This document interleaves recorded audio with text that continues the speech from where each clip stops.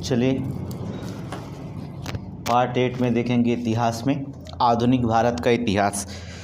आज हम शुरू करेंगे आधुनिक भारत के इतिहास के बारे में चर्चा करेंगे। आधुनिक भारत का इतिहास देखिए 27 अप्रैल को जो होता है, हो सकता है कि आपका आरओ का पेपर हो जाए, आरओ और एआरओ का पेपर हो जाए। कहने का मतलब होता है कि आपके पास जो होता है 50 से 60 दिन बाकी हैं एग्ज़ाम में। आप इसमें जो होता है अच्छी से मेहनत करिए। बड़े समय, बहुत लंबा समय दिया, अगर अब आप फेल होंगे तो बहुत प्रॉब्लम हो जाएगी। अच्छी सीटें हैं, सीट भी अच्छी है, आपका समय भी बहुत अच्छा दिया गया है। आप जो होता जो लड़के समीक्षा अधिकारी के पेपर दे रहे हैं वो अच्छे से जो होता पढ़ना शुरू करें, नहीं तो मामला थोड़ा सा गड़बड़ हो जाएगा, ठीक है। इसलिए जो होता है पढ़ेंगे आप। चलिए हम अब ज़्यादा बहस नहीं करेंगे क्योंकि आधुनिक भारत का इतिहास शुरू करते हैं माइंड मैप। इसके बाद हर सब्जेक्ट का आपका माइंड मैप शुरू करना, और हमने बताया था कि 15 से 20 फरवरी तक समाप्त करना है, तो समाप्त कर देना है, फिर आप रिपीट करिए, आपकी जिम्मेदारी, ठीक है। यूरोपियों में कंपनियों का जो होता है, यूरोपीय कंपनियों का भारत में आगमन का क्रम अगर आप देखेंगे तो बार बार ये एग्जाम में पूछा जाता है कि यूरोपीय कंपनियों का भारत का आगमन क्रम बताइए। तो पहले जो होता है पुर्तगाल होते हैं, फिर डच होते हैं, फिर अंग्रेज आए, फिर डेनिश आए, फिर फ्रांसीसी आए। तो पहले पुर्तगाली आए थे, ठीक है। देखिए पुर्तगाल कब आए? 1498 में यहाँ कंपनी का स्थापना हुई, 1498 में। सन देख लीजिए, सन को मिलान करने के लिए देता है आपका, ठीक है। देखिए डच तो पहले आए, देखिए यहाँ पर एक क्रम अलग, एक क्रम अलग है, ठीक है। देखिए डच तो देखिए अंग्रेज़ों से पहले आए, लेकिन पहले अंग्रेजी कंपनियों ने जो था ईस्ट इंडिया कंपनी का स्थापना हुई, फिर जाकर के डच हुई थी, ठीक है। तो इसका क्रम जो था अलग बन जाता है, इसका क्रम अलग बन जाता है। तो पहले पुर्तगाल आते हैं, फिर डच आते हैं, फिर अंग्रेज आते हैं, फिर आपके डेनिश आते हैं, फिर फ्रांसीसी आते हैं। लेकिन कंपनियों की स्थापना की अगर हम बात करें तो पुर्तगालियों ने 1498 में स्थापना की, अंग्रेजों ने ईस्ट इंडिया कंपनी का स्थापना जो होता है 1600 में की, डच ईस्ट इंडिया कंपनी का स्थापना 1602 में हुई थी, डेनिश ईस्ट इंडिया कंपनी की स्थापना 1616 में हुई थी, फ्रांसीसी ईस्ट इंडिया कंपनी की स्थापना 1664 में हुई थी, स्वीडिश ईस्ट इंडिया कंपनी की स्थापना 1731 ईस्वी में हुई थी। ये क्रम भी बहुत इंपॉर्टेंट क्वेश्चन होता है, आप मिलान करने के लिए आता है तीन, ठीक है। तो ये जो होता क्रम, ये दोनों क्वेश्चन, पहला और दूसरा क्वेश्चन आप पहले याद रखिए, ठीक है। ये इनको बार बार आरओ में पूछा जाता है। अब आधुनिक भारत में पुर्तगालियों के आगमन के बारे में पहले हम पढ़ते हैं, चलते हैं पुर्तगालियों के आगमन के बारे में पढ़ेंगे। देखिए अल्मीडा की बात करते हैं। चलें पहले आप जो होता पुर्तगालियों का सबसे पहले हम उसके संरचना की जान लें कि यूरोपीय कंपनियों में पुर्तगाली सबसे पहले भारत आए थे और सबसे बाद में भारत गए थे। एक चीज़ याद रखिएगा, ठीक है। यूरोपीय कंपनियों में जो होता है पुर्तगाली सबसे पहले आए थे, भारत आए और सबसे बाद में गए। वास्को डी गामा 1498 में आया था, फिर जो था वापस चला गया था, 1502 में फिर आया। पहला पुर्तगाली जो भारत आया था कालीकट पर पहुँचा था अब्दुल हमीद जो था, अब्दुल मजीद जो था गुजराती पथ प्रदर्शक ने इसका मदद किया था, ठीक है, मदद करने वाला अब्दुल मजीद। दूसरा यात्री जो था पेट्रो अल्वेस कैब्रल था, ठीक है। एस्तादो द इंडिया पुर्तगाली साम्राज्य को कहते थे, ठीक है। एस्तादो द इंडिया पुर्तगाली साम्राज्य को जो होता कहते थे। पहली व्यापारिक कोठी जो होता है कोचीन में खोली गई थी, पहली व्यापारिक कोठी जो होता है कोचीन में जो होता खोली गई थी। मुग़ल शासक अकबर ने 1602 में जो था पुर्तगालियों से सैन्य सहायता हेतु जो था एक दूत गोवा भेजा था, ठीक है। पुर्तगालियों ने भारत में ईसाई धर्म को बढ़ाने की कोशिश की थी, ठीक है। पुर्तगाली अंग्रेज अल्फांसो डिसूजा, नोट करेंगे, अल्फांसो डिसूजा 1542 से 1545 ईस्वी तक रहा। साथ जो था फ्रांसिस्को जेवियर जो था भारत आया था, ये साथ किसके? फ्रांसिस्को जेवियर के साथ भारत आया था। स्थापत्य में जो होता गोथिक शैली का आगमन हुआ था, पुर्तगालियों ने जो होता गोथिक शैली का आगमन हुआ था। पुर्तगाली मध्य अमेरिका से जो होता आलू और मक्का भी भारत लाए थे। आलू और मक्का जो था किसकी देन है? पुर्तगालियों की देन है, अमेरिका से जो होता लाए थे। पुर्तगालियों ने भारत में जो था तंबाकू की खेती, जहाज निर्माण, प्रिंटिंग प्रेस की शुरुआत की थी, ठीक है। कार्टज जिसे हम कहते हैं अमाडा काफिला व्यवस्था के तहत जो था पुर्तगाली जहाज़ों ने अनुमति पत्र देते थे, ठीक है, अनुमति पत्र। सबसे पहले देख लेंगे कि शासनकाल देखेंगे, अल्मीडा का शासनकाल थोड़ा सा देख लेंगे। 1505 से 1509 तक जो था अल्मीडा का शासनकाल पुर्तगालियों में था, ठीक है। प्रथम पुर्तगाली वायसराय था, ठीक है, अल्मीडा ने जो होता है अजानीवा, किल्वा वेसिन, के किले निर्मित किए थे, ठीक है, जैसे कोचीन में जो था किले निर्मित किए थे। इसमें इसने जो था मिस्र, तुर्की, बेगड़ा की जो था सेना के साथ संघर्ष किया था। मिस्र के, तुर्की के और बेगड़ा के सेनाओं के साथ जो होता है पुर्तगालियों ने जो था, अल्मीडा ने जो होता क्या किया था, संघर्ष किया था। Water note, blue water policy बहुत इंपॉर्टेंट है, ये आरओ में पूछा गया था। ब्लू वाटर पॉलिसी जो होता है या शांति जल की नीति हिंद महासागर में प्रभुत्व के लिए चलाई थी। नोट करेंगे, हिंद महासागर में प्रभुत्व के लिए जो होता है पुर्तगालियों ने जो था ब्लू वाटर पॉलिसी या शांति जल नीति जो होता है हिंद महासागर में प्रभुत्व के लिए जो था उन्होंने चलाया था, ठीक है। इसके बाद जो था अल्बुकर्क का शासन आता, 1509 से लेकर 1515 ईस्वी तक जो होता अल्बुकर्क जो होता ये दूसरा पुर्तगाली वायसराय था, ठीक है। हिंदू महिलाओं से विवाह की नीति अपनाया था, ठीक है। ये ज़्यादा से ज़्यादा हिंदू महिलाओं से जो होता विवाह करने के लिए पुर्तगालियों को जो था प्रेरित किया था। 1510 में बीजापुर शासक जो था यूसुफ आदिल शाह से जो होता गोवा को छीन लिया, ठीक है। अल्बुकर्क जो था 1510 में जो होता बीजापुर जो होता है गोवा, बिरदापुर से गोवा को जो होता छीन लिया। वहाँ का शासक कौन था, यूसुफ आदिल शाह था। भारत में जो था पुर्तगालियों की शक्ति की वास्तविक नींव रखी थी अल्बुकर्क ने। नोट करेंगे, ये इंपॉर्टेंट क्वेश्चन है, ठीक है। पुर्तगालियों की जो था नींव रखने वाला जो था अल्बुकर्क था। कौन था, अल्बुकर्क ने जो होता नींव रखी थी वास्तविक शक्तियों का। इसके बाद जो होता है 1529 में जो था नीनो दा कुन्हा होता, 1529 में पुर्तगाली मुख्यालय का कोचीन से गोवा ले गया, ठीक है। कोचीन से कहाँ ले गया, गोवा ले गया। बंगाल में पुर्तगालियों के प्रभाव में वृद्धि का प्रयास किया, ठीक है। कौन, नीनो डू कुन्हा। अब देखेंगे अन्य तथ्य देखेंगे पुर्तगालियों के बारे में क्या मोस्ट इंपॉर्टेंट है जो पढ़ के जाना आपको है। 1530 में पुर्तगालियों ने गोवा को अपनी राज्य की राजधानी बनाया था। नोट करेंगे, ये सन जो होता है मिलान करने के लिए आएगा, बहुत इंपॉर्टेंट है। गोवा को राजधानी कब बनाया था, 1530 में। नोट करिए, पुर्तगालियों ने गोवा को भारतीय राज्य की राजधानी कब बनाया था, 1530 में। 1535 में पुर्तगालियों ने द्वीप पर अधिकार लिया, दमन द्वीप पर अधिकार कब कर लिया था, 1535 में। नोट करेंगे 1535 में। 1612 में जो तो स्वाली का युद्ध हुआ पुर्तगाली और अंग्रेजों के बीच। अंग्रेज अधिकारी थॉमस बेस्ट थे, ठीक है। स्वाली का युद्ध किसके बीच में हुआ था, पुर्तगाली और अंग्रेजों के बीच हुआ था। कब हुआ था, 1612 में। 1661 में जो था पुर्तगाली सरकार ने जो था ब्रिटेन को बम्बई दहेज के रूप में दे दिया था। पुर्तगालियों ने जो होता ब्रिटेन को क्या, मुंबई को जो होता दहेज के रूप में दे दिया था। कब, 1661 ईस्वी में। नोट करें 1661। ये चारों जो होता सन आपको मिलान करने के लिए आएंगे। आरओ में समीक्षा अधिकारी में क्वेश्चन पूछे जाएंगे, ठीक है। पढ़ते रहिएगा क्योंकि 27 अप्रैल बहुत दूर नहीं है जब वो दिन आपका जो होता आएगा। चलेंगे आधुनिक भारत में जो होता चलते हैं, डच के बारे में पढ़ते हैं, ठीक है। डचों के बारे में थोड़ा सा देख लेते हैं। डच क्या थे, डच के बारे में हम देख लेते हैं। चलिए देखेंगे, ये हॉलैंड के या नीदरलैंड के निवासी थे। डच जो होता था हॉलैंड या नीदरलैंड के निवासी थे। पहला डच यात्री जो होता था हाउटमैन 1596 में सुमात्रा पहुंचा था। नोट करेंगे, हॉलैंड के निवासी या नीदरलैंड कहा जाता है, हॉलैंड या नीदरलैंड के निवासी थे डच। पहला डच यात्री था हाउटमैन। नोट करेंगे हाउटमैन जो 1596 में सुमात्रा द्वीप पर पहुंचा था, सुमात्रा पर पहुंचा था, ठीक है। डचों की जो थी पहली कोठी जो था, डचों ने जो होता पुर्तगालियों को हराया। डचों ने जो होता यहाँ पर देख लेंगे पहले, डचों ने जो होता पुर्तगालियों को जो होता हराया था और कोच में जो था फोर्ट विलियम का निर्माण किया था। नोट करेंगे फोर्ट विलियम का निर्माण किसने किया था, डचों ने किया था। कब किया था, 1663 में। कार्टेल व्यवस्था डचों के व्यापार से जुड़ी थी। कार्टेल व्यवस्था किससे जुड़ी थी, डचों के व्यापार से जुड़ी हुई व्यवस्था को कार्टेल व्यवस्था कहा जाता है। बहुत एक लाइन इंपॉर्टेंट क्वेश्चन है। फोर्ट विलियम कार्टेल व्यवस्था एक लाइन इंपॉर्टेंट है।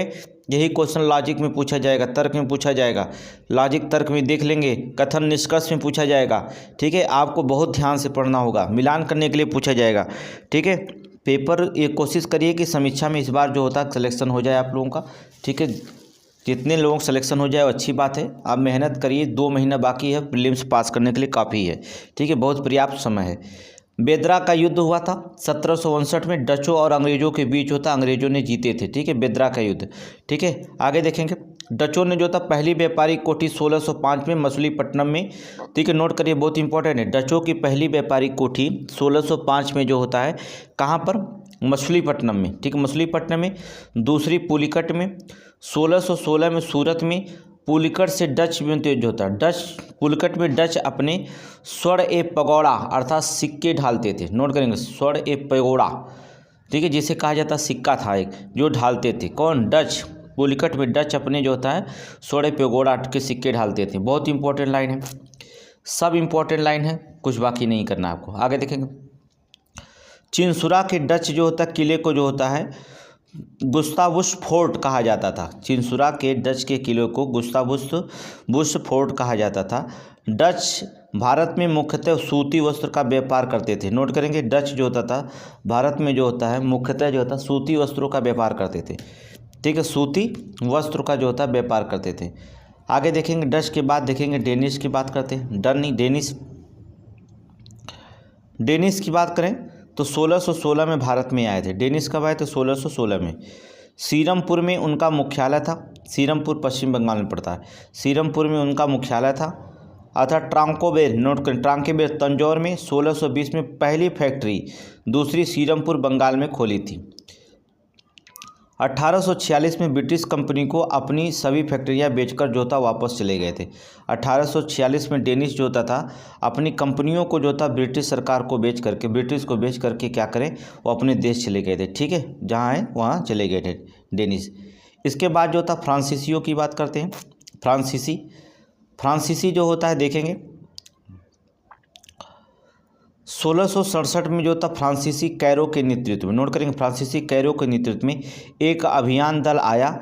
इसके प्रयास से जो होता सूरत 1668 में व्यापारिक कोठी जो होता स्थापित की थी। नोट करेंगे, 1667 में फ्रांसीसी कैरी के नेतृत्व में एक अभियान दल आया और इसके प्रयास से जो था सूरत में 1668 में जो होता है एक व्यापारिक कोठी जो होता स्थापित किया गया।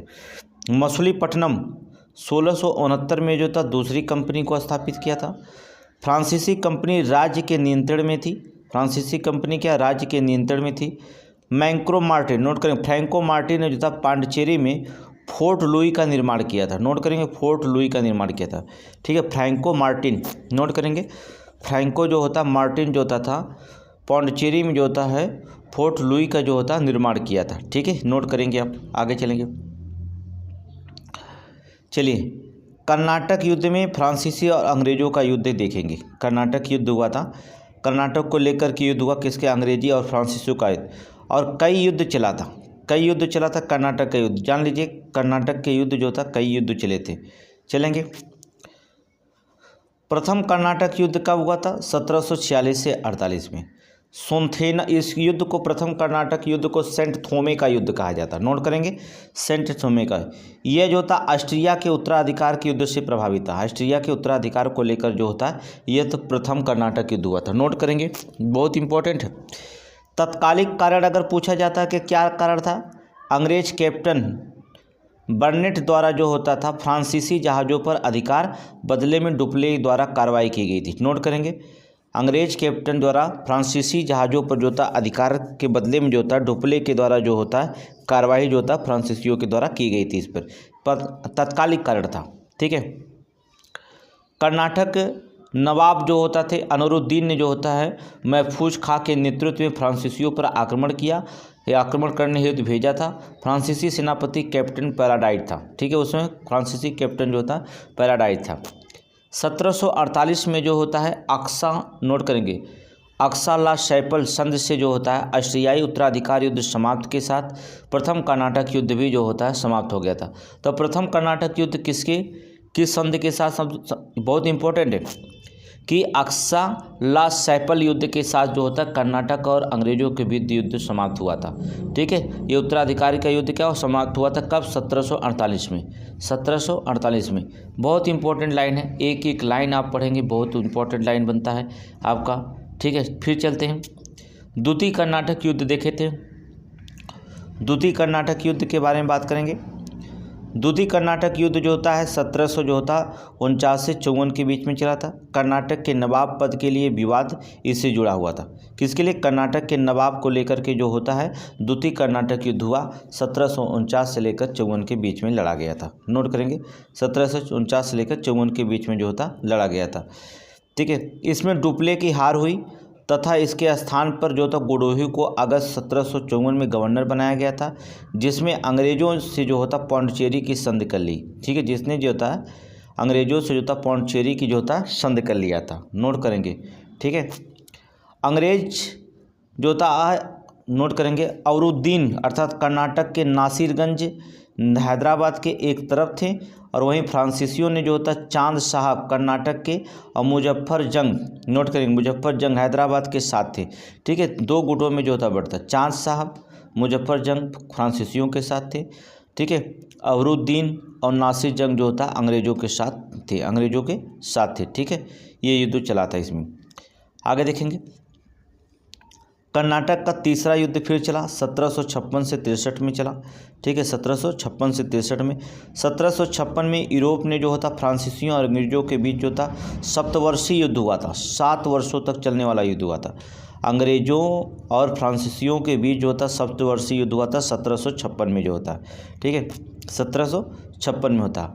भारत में जो था क्लाइव और वाटसन चंद्रनगर पर कब्जा करने की कोशिश में थे, जिस कारण अंग्रेज एवं फ्रांसीसियों के बीच वांडीवाश का युद्ध हुआ 22 जनवरी 1760 में। ठीक है, भारत में जो था क्लाइव और वाटसन ये दो लोग जो थे जो चंद्रनगर पर कब्जा करने की कोशिश में थे, जिसके कारण जो था अंग्रेज़ों और फ्रांसीसियों के बीच जो था वांडीवाश का जो होता युद्ध 22 जनवरी 1760 को हुआ था। ठीक है, अंग्रेज सेनापति जो था आयरकुट था। नोट करेंगे, अंग्रेज़ों का सेनापति आयरकुट था तथा फ्रांसीसी का नेतृत्व लाली ने की थी। बहुत इंपॉर्टेंट है।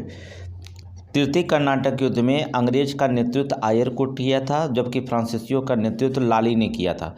फ्रांसीसी हारे, इसके बाद जो था उन्हें भारत छोड़ना पड़ गया था। फ्रांसीसी हार गए और इसके बाद उन्होंने क्या किया, भारत छोड़ दिया था। ठीक है, पेरिस की संधि के साथ जो होता युद्ध समाप्त हुआ। अंग्रेज़ों ने 1761 में पांडिचेरी पर कब्जा कर लिया तथा हालांकि पेरिस संधि के बाद जो था पुनः उन्होंने क्या कर दिया, लौटा दिया था। ठीक है, फ्रांसीसियों की जो थी हार से अंग्रेज़ों का भारत में एक छत्र राज्य स्थापित हो गया। जब फ्रांसीसी हार गए तो अंग्रेज़ों को जो होता भारत में जो होता है जो था एक छत्र स्थापित हो गया, एक तरफा जो था लड़ाई हो गई। ठीक है, मतलब स्थापित कर लिए। अब चलते हैं अंग्रेज़ की बात करते हैं। ठीक है, फ्रांसीसी जाने, डच जाने, अंग्रेज के बारे में पढ़ते हैं। 1599 में जो था जॉन मिल्टन हाल भारत में आने वाला प्रथम ब्रिटिश नागरिक था। नोट करेंगे, बहुत इंपॉर्टेंट है। हमने कहा आरओ के लिए जो भी इतिहास पढ़ाया जाएगा, जो भी सब्जेक्ट आपको बहुत मेच्योर पढ़ाया जाएगा, वो सब्जेक्ट आपका मेच्योर होगा और जो होता है एग्जाम में क्वेश्चन आने वाले रहेंगे, सारे के सारे क्वेश्चन। ठीक है, अभी साइंस भी बहुत सारे कुछ आपको बताना है कि एग्रीकल्चर जो होता है एक दिन बता देंगे, कृषि से सब कुछ आपको बता दिया जाएगा। 1599 में होता है जॉन मिल्टन। नोट करेंगे, जॉन मिल्टन जो था हाल ही में भारत आने वाला प्रथम ब्रिटिश नागरिक था। जॉन मिल्टन याद रखना। कैप्टन हॉकिंस प्रथम अंग्रेज दूत था जो जहांगीर के समय में भारत आया था। कैप्टन हॉकिंस जो था प्रथम अंग्रेज दूत था जो जहांगीर के जो था शासनकाल में आया था। सर थॉमस रो ने जहांगीर से जो होता कुछ व्यापारिक छूटें प्राप्त की थी। नोट करेंगे, सर थॉमस रो ने जो होता है जहांगीर से जो होता है कुछ व्यापारिक जो होता है छूटें भी जो होता प्राप्त की थी। नोट करेंगे, आगे चलेंगे। 1632 में गोलकुंडा के जो थे सुल्तान ने अंग्रेज़ों को एक सुनहरा फरमान जारी किया था।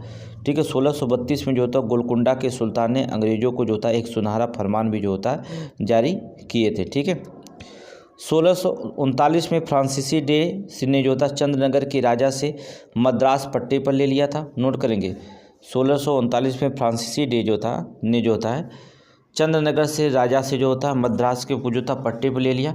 बाद में ये तो फोर्ट सेंट जॉर्ज कोठी निर्मित हुई थी। फोर्ट सेंट जॉर्ज कोठी निर्मित हुआ था। 1687 में अंग्रेज़ों ने जो होता पश्चिमी तट पर जो था मुख्यालय सूरत से हटाकर जो था मुंबई बनाया था। नोट करेंगे, 1687 में जो होता है अंग्रेज़ों ने जो होता है पश्चिमी तट का मुख्यालय सूरत से हटाकर जो होता है मुंबई को जो होता बनाया था। 1707 में फर्रुख सियर जो ने था अंग्रेज़ों को व्यापारिक छूट दी थी। 1707 में फर्रुख सियर ने जो था अंग्रेज़ों को व्यापारिक छूट दी थी। ये भी क्वेश्चन पूछा गया। जितना भी क्वेश्चन बताए हैं आपको, जितना भी यहाँ क्वेश्चन आपको रखा गया आपके सामने दिख रहा है, सारे क्वेश्चन जो होते एग्जाम में पूछे गए, पीसीएस और जो होता समीक्षा अधिकारी के। ठीक है, अब चलते हैं डुप्ले की बात करते हैं। ठीक है, फ्रांसीसी में जो था एक था फ्रांसीसी का गवर्नर डुप्ले था। 1742 में पांडिचेरी का गवर्नर जो बना था डुप्ले, बहुत इंपॉर्टेंट, डुप्ले के बार बार पूछा जाता है। ठीक है, 1742 में पांडिचेरी का जो होता गवर्नर जनरल बना था। ठीक है, 1741 में भारत में जो था फ्रांसीसी कॉलोनियों का निदेशक नियुक्त किया गया था। प्रथम यूरोपीय था जिसने जो था भारतीय शासकों का अंतिम राजनीतिक में हस्तक्षेप किया था। प्रथम यूरोपीय था जो भारतीय शासक के जो होते हैं आंतरिक राजनीति में जो था हस्तक्षेप किया था। डुप्ले बहुत इंपॉर्टेंट है, इसके पहले कोई यूरोपीय नहीं हस्तक्षेप करता था, प्रथम यूरोपीय था जिसने भारतीय राजनीति में जो था भारतीय जो शासकों के आंतरिक जो होता मामले में जो होता है इन्होंने क्या किया था, हस्तक्षेप किया था। भारत में सहायक संघ की प्रथा की स्थापना की। ठीक है, सहायक संघ की प्रथा की जो था स्थापना करने वाला डुप्ले था। ठीक है, हैदराबाद में पहले हुआ था। डुप्ले कौन था? डुप्ले था। ठीक है, आगे चलते हैं। बंगाल और अंग्रेज़ों के बीच में क्या है? ठीक है, बंगाल, कलकत्ता के नींव जो होता है जॉब चार्नॉक ने रखी थी। नोट करेंगे, कलकत्ता की नींव जॉब चार्नॉक ने रखी थी या चार्नॉक ने रखी थी, नोट कर लेंगे। ठीक है, मुगल प्रांतों में बंगाल सर्वाधिक संपन्न था। शाहशुजा ने जो होता 1651 में जो होता अंग्रेज़ों को निशान अर्थात व्यापारिक छूट प्रदान किया था।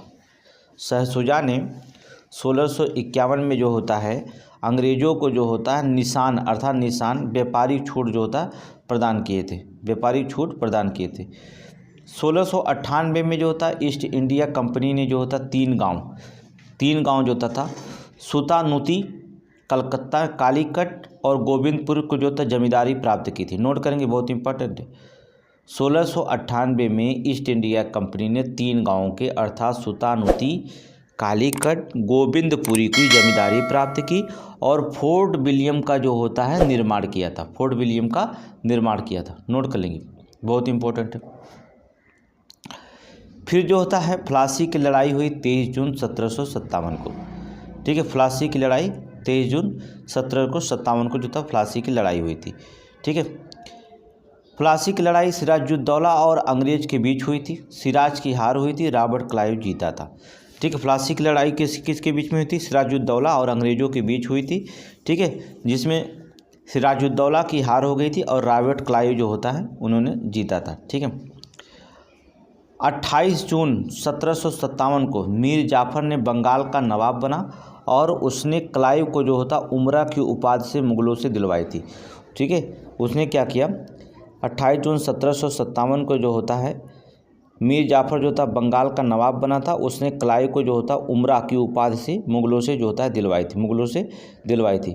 प्लासी युद्ध का परिणाम सिराजुद्दौला में देखेंगे, प्लासी युद्ध का परिणाम क्या हुआ था। ठीक है, ये भी देख लेंगे आप।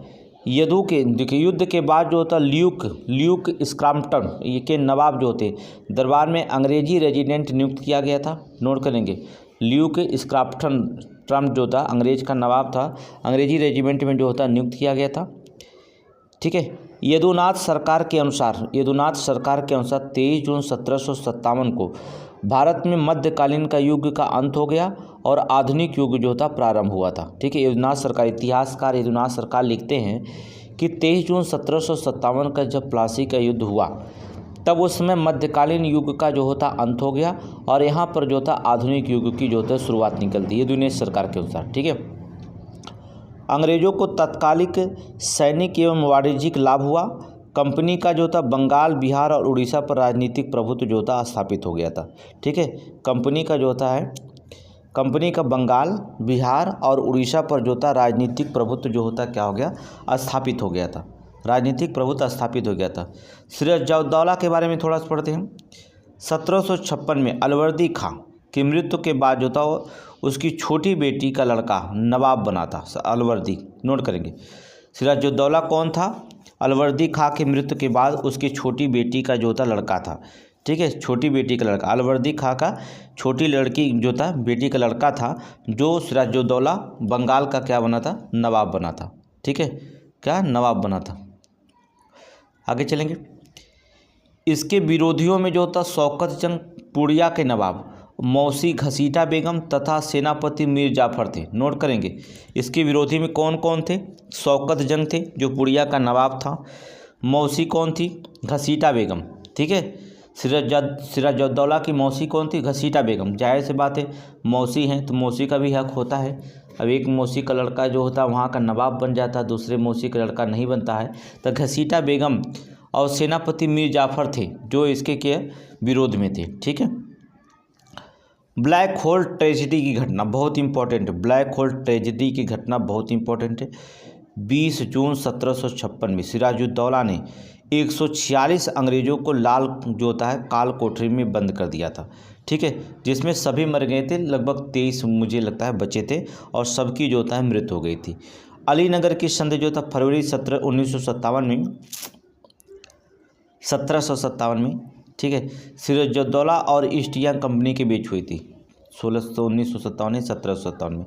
ठीक है, सिराजुद्दौला और जो होता है अंग्रेज़ों के बीच जो होता है ईस्ट इंडिया कंपनी के जो होता है बीच नोट कर लेंगे संधि हुई थी, अलीनगर की संधि, बहुत इंपॉर्टेंट। ठीक है, ये हुआ आपका, ये आपका प्लासी का युद्ध का कारण था। अब देखेंगे प्लासी के युद्ध के कारण के बाद मीर कासिम की बात करते हैं। ठीक है, बहुत इंपॉर्टेंट है मीर कासिम। चलिए मीर कासिम की बात करते हैं। 1760 में बंगाल का नवाब बना मीर कासिम। ठीक है, मीर कासिम 1760 में जो था बंगाल का नवाब बना। राजधानी मुर्शिदाबाद से मुंगेर ले गया था। वो ये भी क्वेश्चन पूछा गया, ये सारे क्वेश्चन जो पूछे गए वही आपको बता रहे हैं। मीर कासिम ने राजधानी को जो था मुर्शिदाबाद से जो था कहाँ लेके चला गया, अर्थात मुंगेर लेके गया। ठीक है, मुंगेर में तोप बंदूक निर्माण हेतु कारखाना का निर्माण शुरू किया था। बंदूक बनाना और तोप का निर्माण करना जो होता है मीर कासिम ने बनाया था। इसने अंग्रेज़ों के व्यापारिक दुरुपयोग को रोकने की कोशिश किया था। जुलाई 1763 में कंपनी ने जो था इसे बर्खास्त कर जो है मीर जाफ़र को पुनः नवाब बना दिया था। ठीक है, क्या कर दिया 1763 में जो था कंपनी ने जो होता है मीर कासिम को हटा दिया गद्दी से, और हटाकर गद्दी से जो होता है देखा कि ये हमें मीर कासिम हमको जो होता है डिस्टर्ब कर रहा है व्यापार करने में। तो उन्होंने चालाकी क्या किया कि मीर कासिम को हटा करके जो था मीर जाफ़र को जो था पुनः गद्दी पर जो होता क्या कर दिया, बैठा दिया। ठीक है, गद्दी पर बैठा दिया। अब देखते हैं बक्सर का युद्ध की बात करते हैं। 22 अक्टूबर 1764 की बात करें, नोट कर लें हेडिंग, बक्सर के युद्ध की बात करेंगे, अर्थात 22 अक्टूबर 1764 के युद्ध जो था बक्सर का युद्ध कहलाता है। चलेंगे बक्सर का युद्ध की देखेंगे हेक्टर मुनरो और अंग्रेज़ों सेनापति था। हेक्टर मुनरो अंग्रेज का सेनापति था। मीर कासिम अवध का नवाब सिराजुद्दौला द्वितीय से ने जो था संघ बनाकर अंग्रेज़ों से लड़ाई की थी। नोट करेंगे अंग्रेज सेनापति कौन था, हेक्टर मुनरो। मीर कासिम अवध के नवाब सिराजुद्दौला द्वितीय ने संघ बनाकर जो था अंग्रेज़ों से क्या किया, युद्ध हुआ, और यह युद्ध हुआ बक्सर का युद्ध जो 22 अक्टूबर 1764 को हुआ था। इस युद्ध में जो था फ्रांसीसियों ने जो होता है अंग्रेज़ों के खिलाफ मदद की थी। जो फ्रांसीसी थे वह अंग्रेज़ों के खिलाफ जो होता है मदद किए थे। प्लासी के युद्ध में जहां अंग्रेज़ों का बंगाल में प्रभुत्व स्थापित, वहीं पर बक्सर के युद्ध में कंपनी को जो था अखिल भारतीय शक्ति बना दिया था।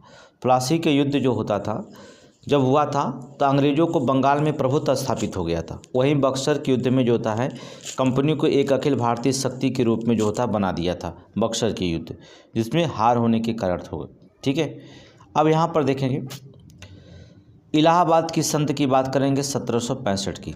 1765 की पहले इलाहाबाद की संधि के बारे में चर्चा करते हैं। देखिए अवध के साथ जो होता है जुलाई 1765 में संधि हुई। ठीक है, इलाहाबाद की संधि 1765 की संधि जो था पहला अवध के साथ संधि जो होता है जुलाई 1765 में। प्रावधान का कंपनी को 50 लाख जो होता है क्षतिपूर्ति देना। प्रावधान क्या था कि कंपनी को जो था 50 लाख की क्षतिपूर्ति देना।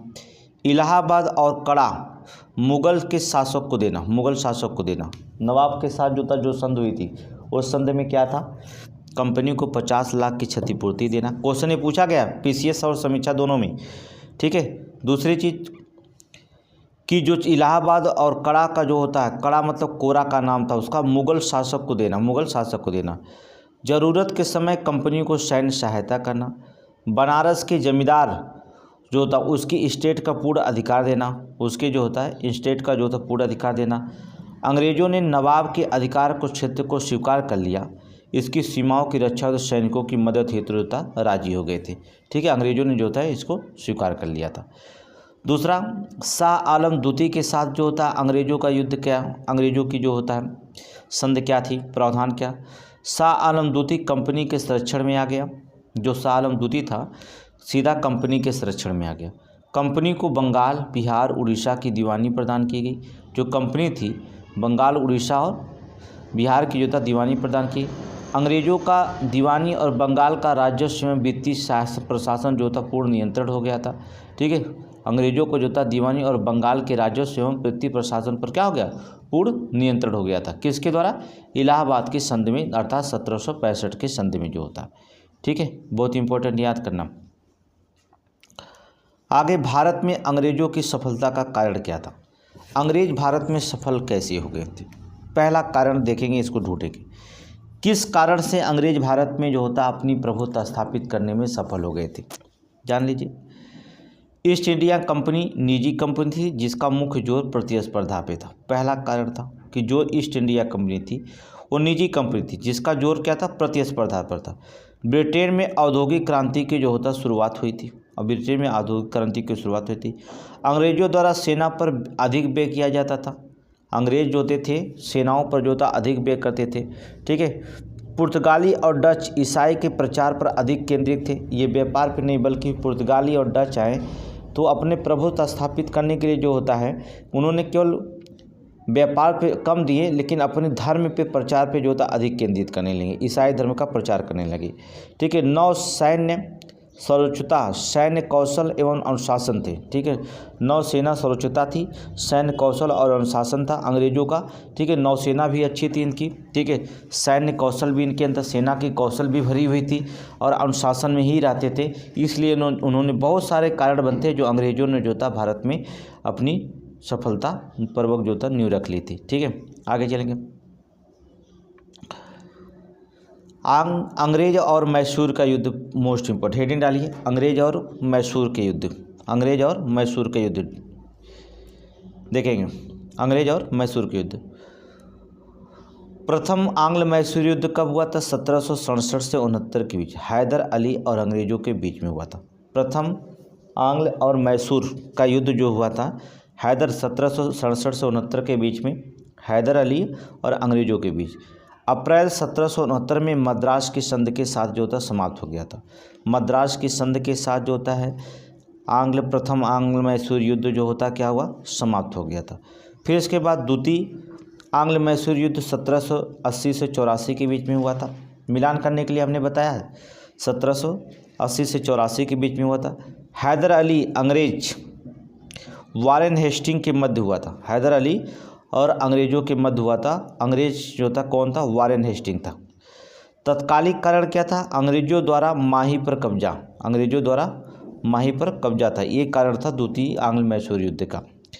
युद्ध के समय हैदर की मृत्यु के बाद जो था टीपू सुल्तान ने मार्च 1784 को जो था अंग्रेज़ों से मंगलौर की संधि की थी। टीपू सुल्तान ने जो होता था मार्च 1784 में जो था अंग्रेज़ों से जो होता मंगलौर में संधि की थी। ठीक है, उसने क्या किया था, संधि किया था। आगे देखेंगे तृतीय आंग्ल मैसूर युद्ध की बात करें 1790 से 92 में चला था। लॉर्ड कॉर्नवालिस के समय था। टीपू सुल्तान और अंग्रेज़ों के बीच जो होता था त्रावणकोर के मुद्दे पर हुआ था। किसके, त्रावणकोर के मुद्दे पर हुआ था, टीपू सुल्तान और अंग्रेज़ों के बीच। श्रीरंगपट्टनम संधि के द्वारा, नोट करेंगे, तृतीय आंग्ल मैसूर युद्ध जो होता है श्रीरंगपट्टनम संधि के द्वारा 18 मार्च 1792 के द्वारा जो था समाप्त कर दिया गया।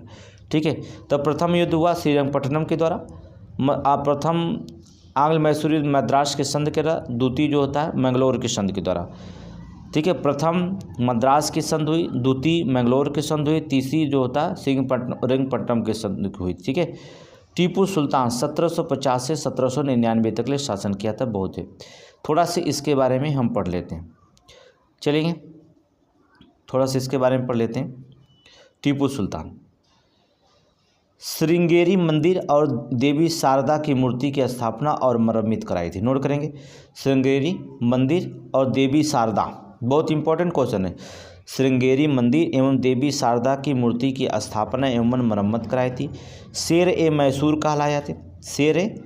टीपू सुल्तान को शेर ए मैसूर कहा जाता था, कहलाता। श्रीरंगपट्टनम की राजधानी में स्वतंत्रता का वृक्ष लगाया था। श्रीरंगपट्टनम की राजधानी में जो होता है उन्होंने स्वतंत्रता का क्या लगाया था, वृक्ष लगाया था। ठीक है। जैकोबिन क्लब का गठन किया था फ्रांसीसी सैनिकों की मदद के लिए 1797 में। भारत में जो होता रॉकेट तकनीक की खोजकर्ता, नोट करेंगे, रॉकेट तकनीक की खोजकर्ता, रॉकेट के संचालन पर फतूल मुजाहिदीन नामक एक सैन्य जो होता है मैनुअल लिखा है। ठीक है, मैनुअल लिखा था इस पे। सामंतवाद के बजाय पूंजीवाद के विकास को बढ़ावा दिया। ठीक है, सामंतवाद के बजाय जो होता टीपू सुल्तान ने जो होता पूंजीवाद की जो होता बढ़ावा दिया था। ये बहुत इंपॉर्टेंट क्वेश्चन है। ठीक है। एक नया मौलदी, नोट करेंगे, मौलदी चंद्र और कैलेंडर शुरू किया था। मौलदी चंद्र और सौर कैलेंडर शुरू किया था। सौर कैलेंडर शुरू किया था। कारखानों को स्थापित करने के लिए एक वाणिज्यिक निगम की स्थापना की थी। कारखानों को स्थापित करने के लिए जो था एक राज्य वाणिज्यिक निगम की जो था स्थापना की थी। सेना को यूरोपीय मॉडल पर संगठित किया और सैनिकों के प्रशिक्षण हेतु जो था फ्रांसीसी अधिकारियों की मदद की थी। सैनिकों की जो होता प्रशिक्षण हेतु जो होता है फ्रांसीसी अधिकारियों की मदद भी किया था। कौन? टीपू सुल्तान। टीपू सुल्तान। ठीक है। हैदर अली जानते हैं 1755 में डिंडीगुल फौजदार नियुक्त हुआ था। हैदर अली जो था 1755 में डिंडीगुल का फौजदार नियुक्त हुआ। 1761 में मैसूर का शासक बना था। 1761 में हैदर अली मैसूर का शासक बना था। नोट कर लीजिएगा, इम्पोर्टेंट है। चौथा जो था चतुर्थ आंग्ल मैसूर युद्ध 1799 तक तो टीपू सुल्तान था। फिर चौथा जो होता है टीपू सुल्तान के बाद चतुर्थ आंग्ल मैसूर युद्ध शुरू हुआ।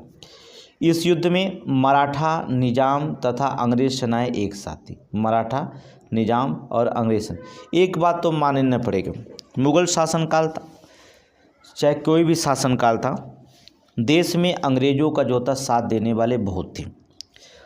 आज भी आधुनिक भारत में, वर्तमान भारत में जो होता है आज भी कुछ लोग अंग्रेज़ों का साथ बहुत देते हैं।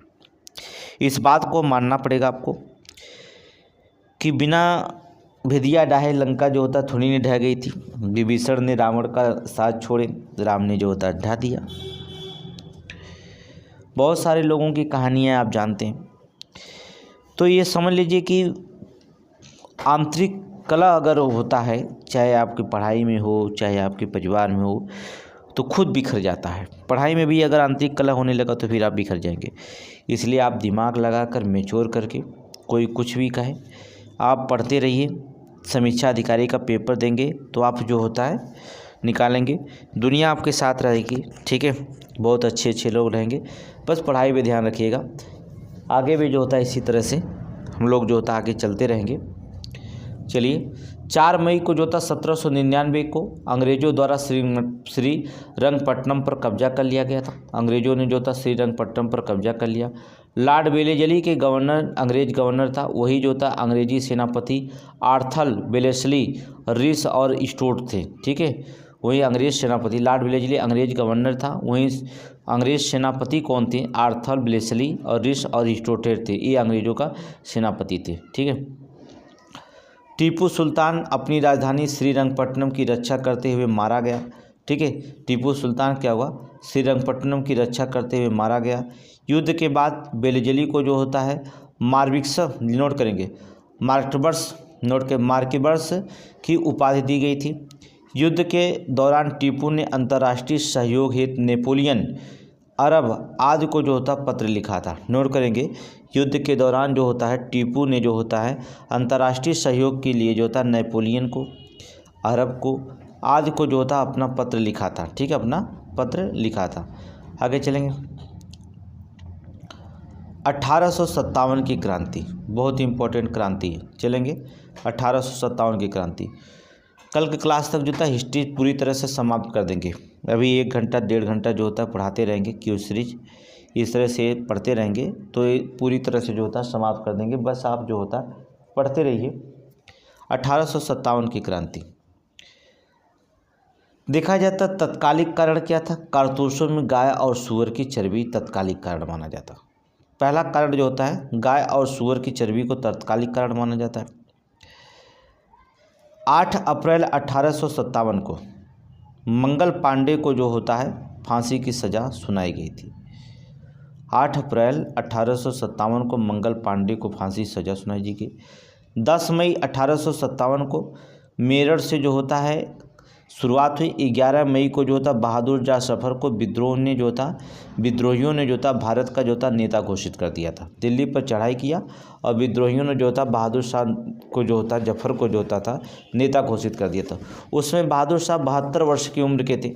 बुजुर्ग, सबसे बुजुर्ग जो होता है बादशाह अगर बनने वाले थे अर्थात नवाब बनने वाले, नेता बनने वाले थे तो आपके कौन थे? बहादुर शाह जफर थे। ठीक है। इस समय भारत का गवर्नर जनरल लॉर्ड कैनिंग था और अंग्रेज के प्रधानमंत्री पाल्मरस्टन थे।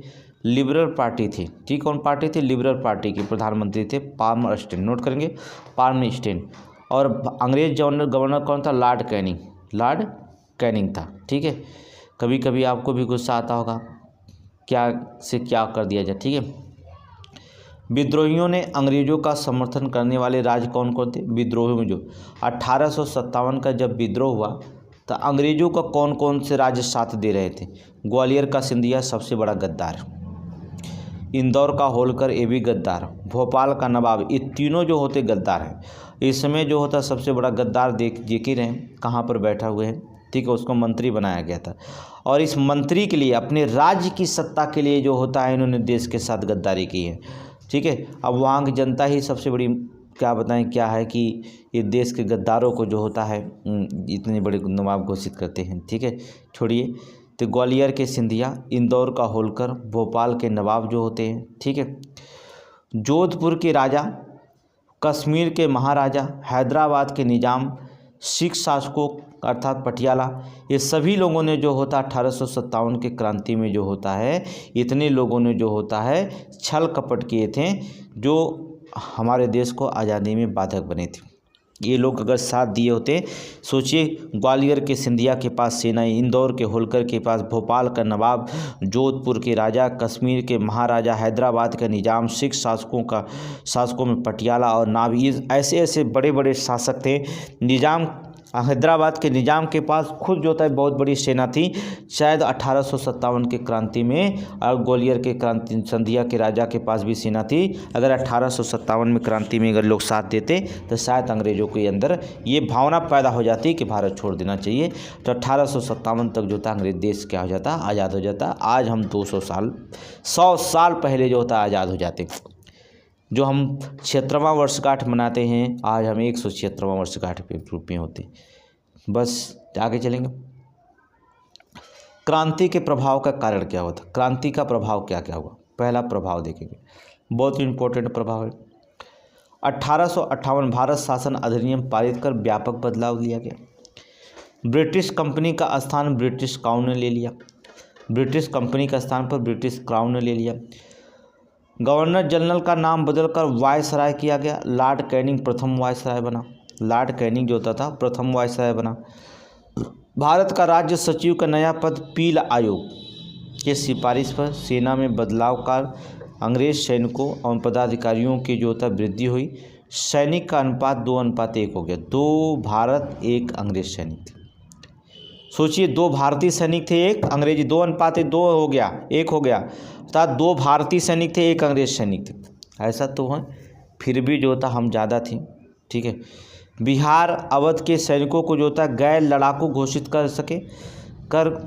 कर उसके बदले में सिख, गोरखा और पठानों को जो था लड़ाकू जातियां घोषित की गई। ठीक है। बिहार अवध के सैनिकों को गैर लड़ाकू घोषित करके उसके बदले में जो होता है सिख, गोरखा और पठानों को जो था लड़ाकू जातियाँ जो था घोषित की गई थी। ठीक है। लड़ाकू जातियाँ घोषित की गई थी। विलय के पूर्व नीति के बदलाव में भारतीय शासकों को उत्तराधिकार चुनने का अधिकार मिला। एक नवीन कृषि नीति जारी की गई। लिंक्ड बटालियन योजना के जरिए जो था यूरोपीय सेना बेहतर ट्रेनिंग की व्यवस्था की गई थी। ठीक है, लिंक्ड बटालियन योजना के जरिए जो था यूरोपीय सेना को जो था बेहतर ट्रेनिंग की जो था व्यवस्था की गई। सबके लिए एक समान सुरक्षा की दी गई। ठीक है, धार्मिक मामलों में हस्तक्षेप, ब्रिटिश साम्राज्य के विस्तार पर रोक लगा दिया गया। सेना और तोपखाना विभाग पूर्णतः यूरोपियों को हेतु आरक्षित कर दिया गया। सेना और तोपखाना जो होता है पूर्णतः यूरोपियों को क्या कर दिया गया, आरक्षित कर दिया गया। देखिए कितने चालाक हुए। पाश्चात्य संस्कृति को बढ़ावा देने के लिए शिक्षा व्यवस्था लागू की गई थी। पाश्चात्य संस्कृति को बढ़ावा देने के लिए जो था शिक्षा व्यवस्था को क्या कर दिया गया, लागू कर दिया गया। चलेंगे 1857 के महान क्रांति और प्रमुख केंद्र कौन कौन थे, थोड़ा सा इसमें देख लेंगे। भारतीय नायक कौन थे और ब्रिटिश नेतृत्वकर्ता कौन थे, ये क्वेश्चन पूछा जाता है। ठीक है, दिल्ली में बहादुर शाह जफर, बख्त खां सैन्य नेतृत्व किया था और ब्रिटिश नेतृत्व करने वाला निकोलसन और हडसन था। कानपुर में नाना साहब, तात्या टोपे सैन्य नेतृत्व किए थे। ठीक है, कैंपबेल जो होता था ब्रिटिश नेतृत्व करता था। लखनऊ में बेगम हजरत महल या उसके दत्तक पुत्र बिजरिश कादिर को लिखा जाए। ठीक है, हेनरी लॉरेंस और कैंपबेल ने लखनऊ में किए थे। झांसी में रानी लक्ष्मीबाई हिरोज ने जो होता नेतृत्व किया था अंग्रेज़ों का। हिरोज के द्वारा 18 जून 1858 को वीर गति प्राप्त हुई थी। इलाहाबाद में लियाकत अली, कर्नल नील था अंग्रेज गवर्नर। जगदीशपुर बिहार में कुंवर सिंह था। ठीक है, विलियम टेलर और विंसेंट अय्यर थे। ठीक है, अय्यर थे। आगे चलेंगे, बरेली में जो था खान बहादुर खां था, हडसन शासन किया था। फैजाबाद में मौलवी अहमदुल्ला था, कर्नल नील ने जो होता नेतृत्व किया था। फतेहपुर में जो होता अजीमुल्ला था, अजीमुल्ले थे अर्थात जनरल रेनर जो होता है नेतृत्व किए थे यहाँ के शासक। ग्वालियर तात्या टोपे, संबलपुर सुरेंद्र साई, हरियाणा के राम तुलाराम, मंदसौर के फिरोज शाह जो था अन्य प्रमुख आंदोलनकारी थे, प्रमुख आंदोलनकारी थे। ठीक है, नोट कर लीजिए। चलेंगे 1857 के विद्रोह पर लिखी गई प्रसिद्ध पुस्तकें कौन कौन हैं।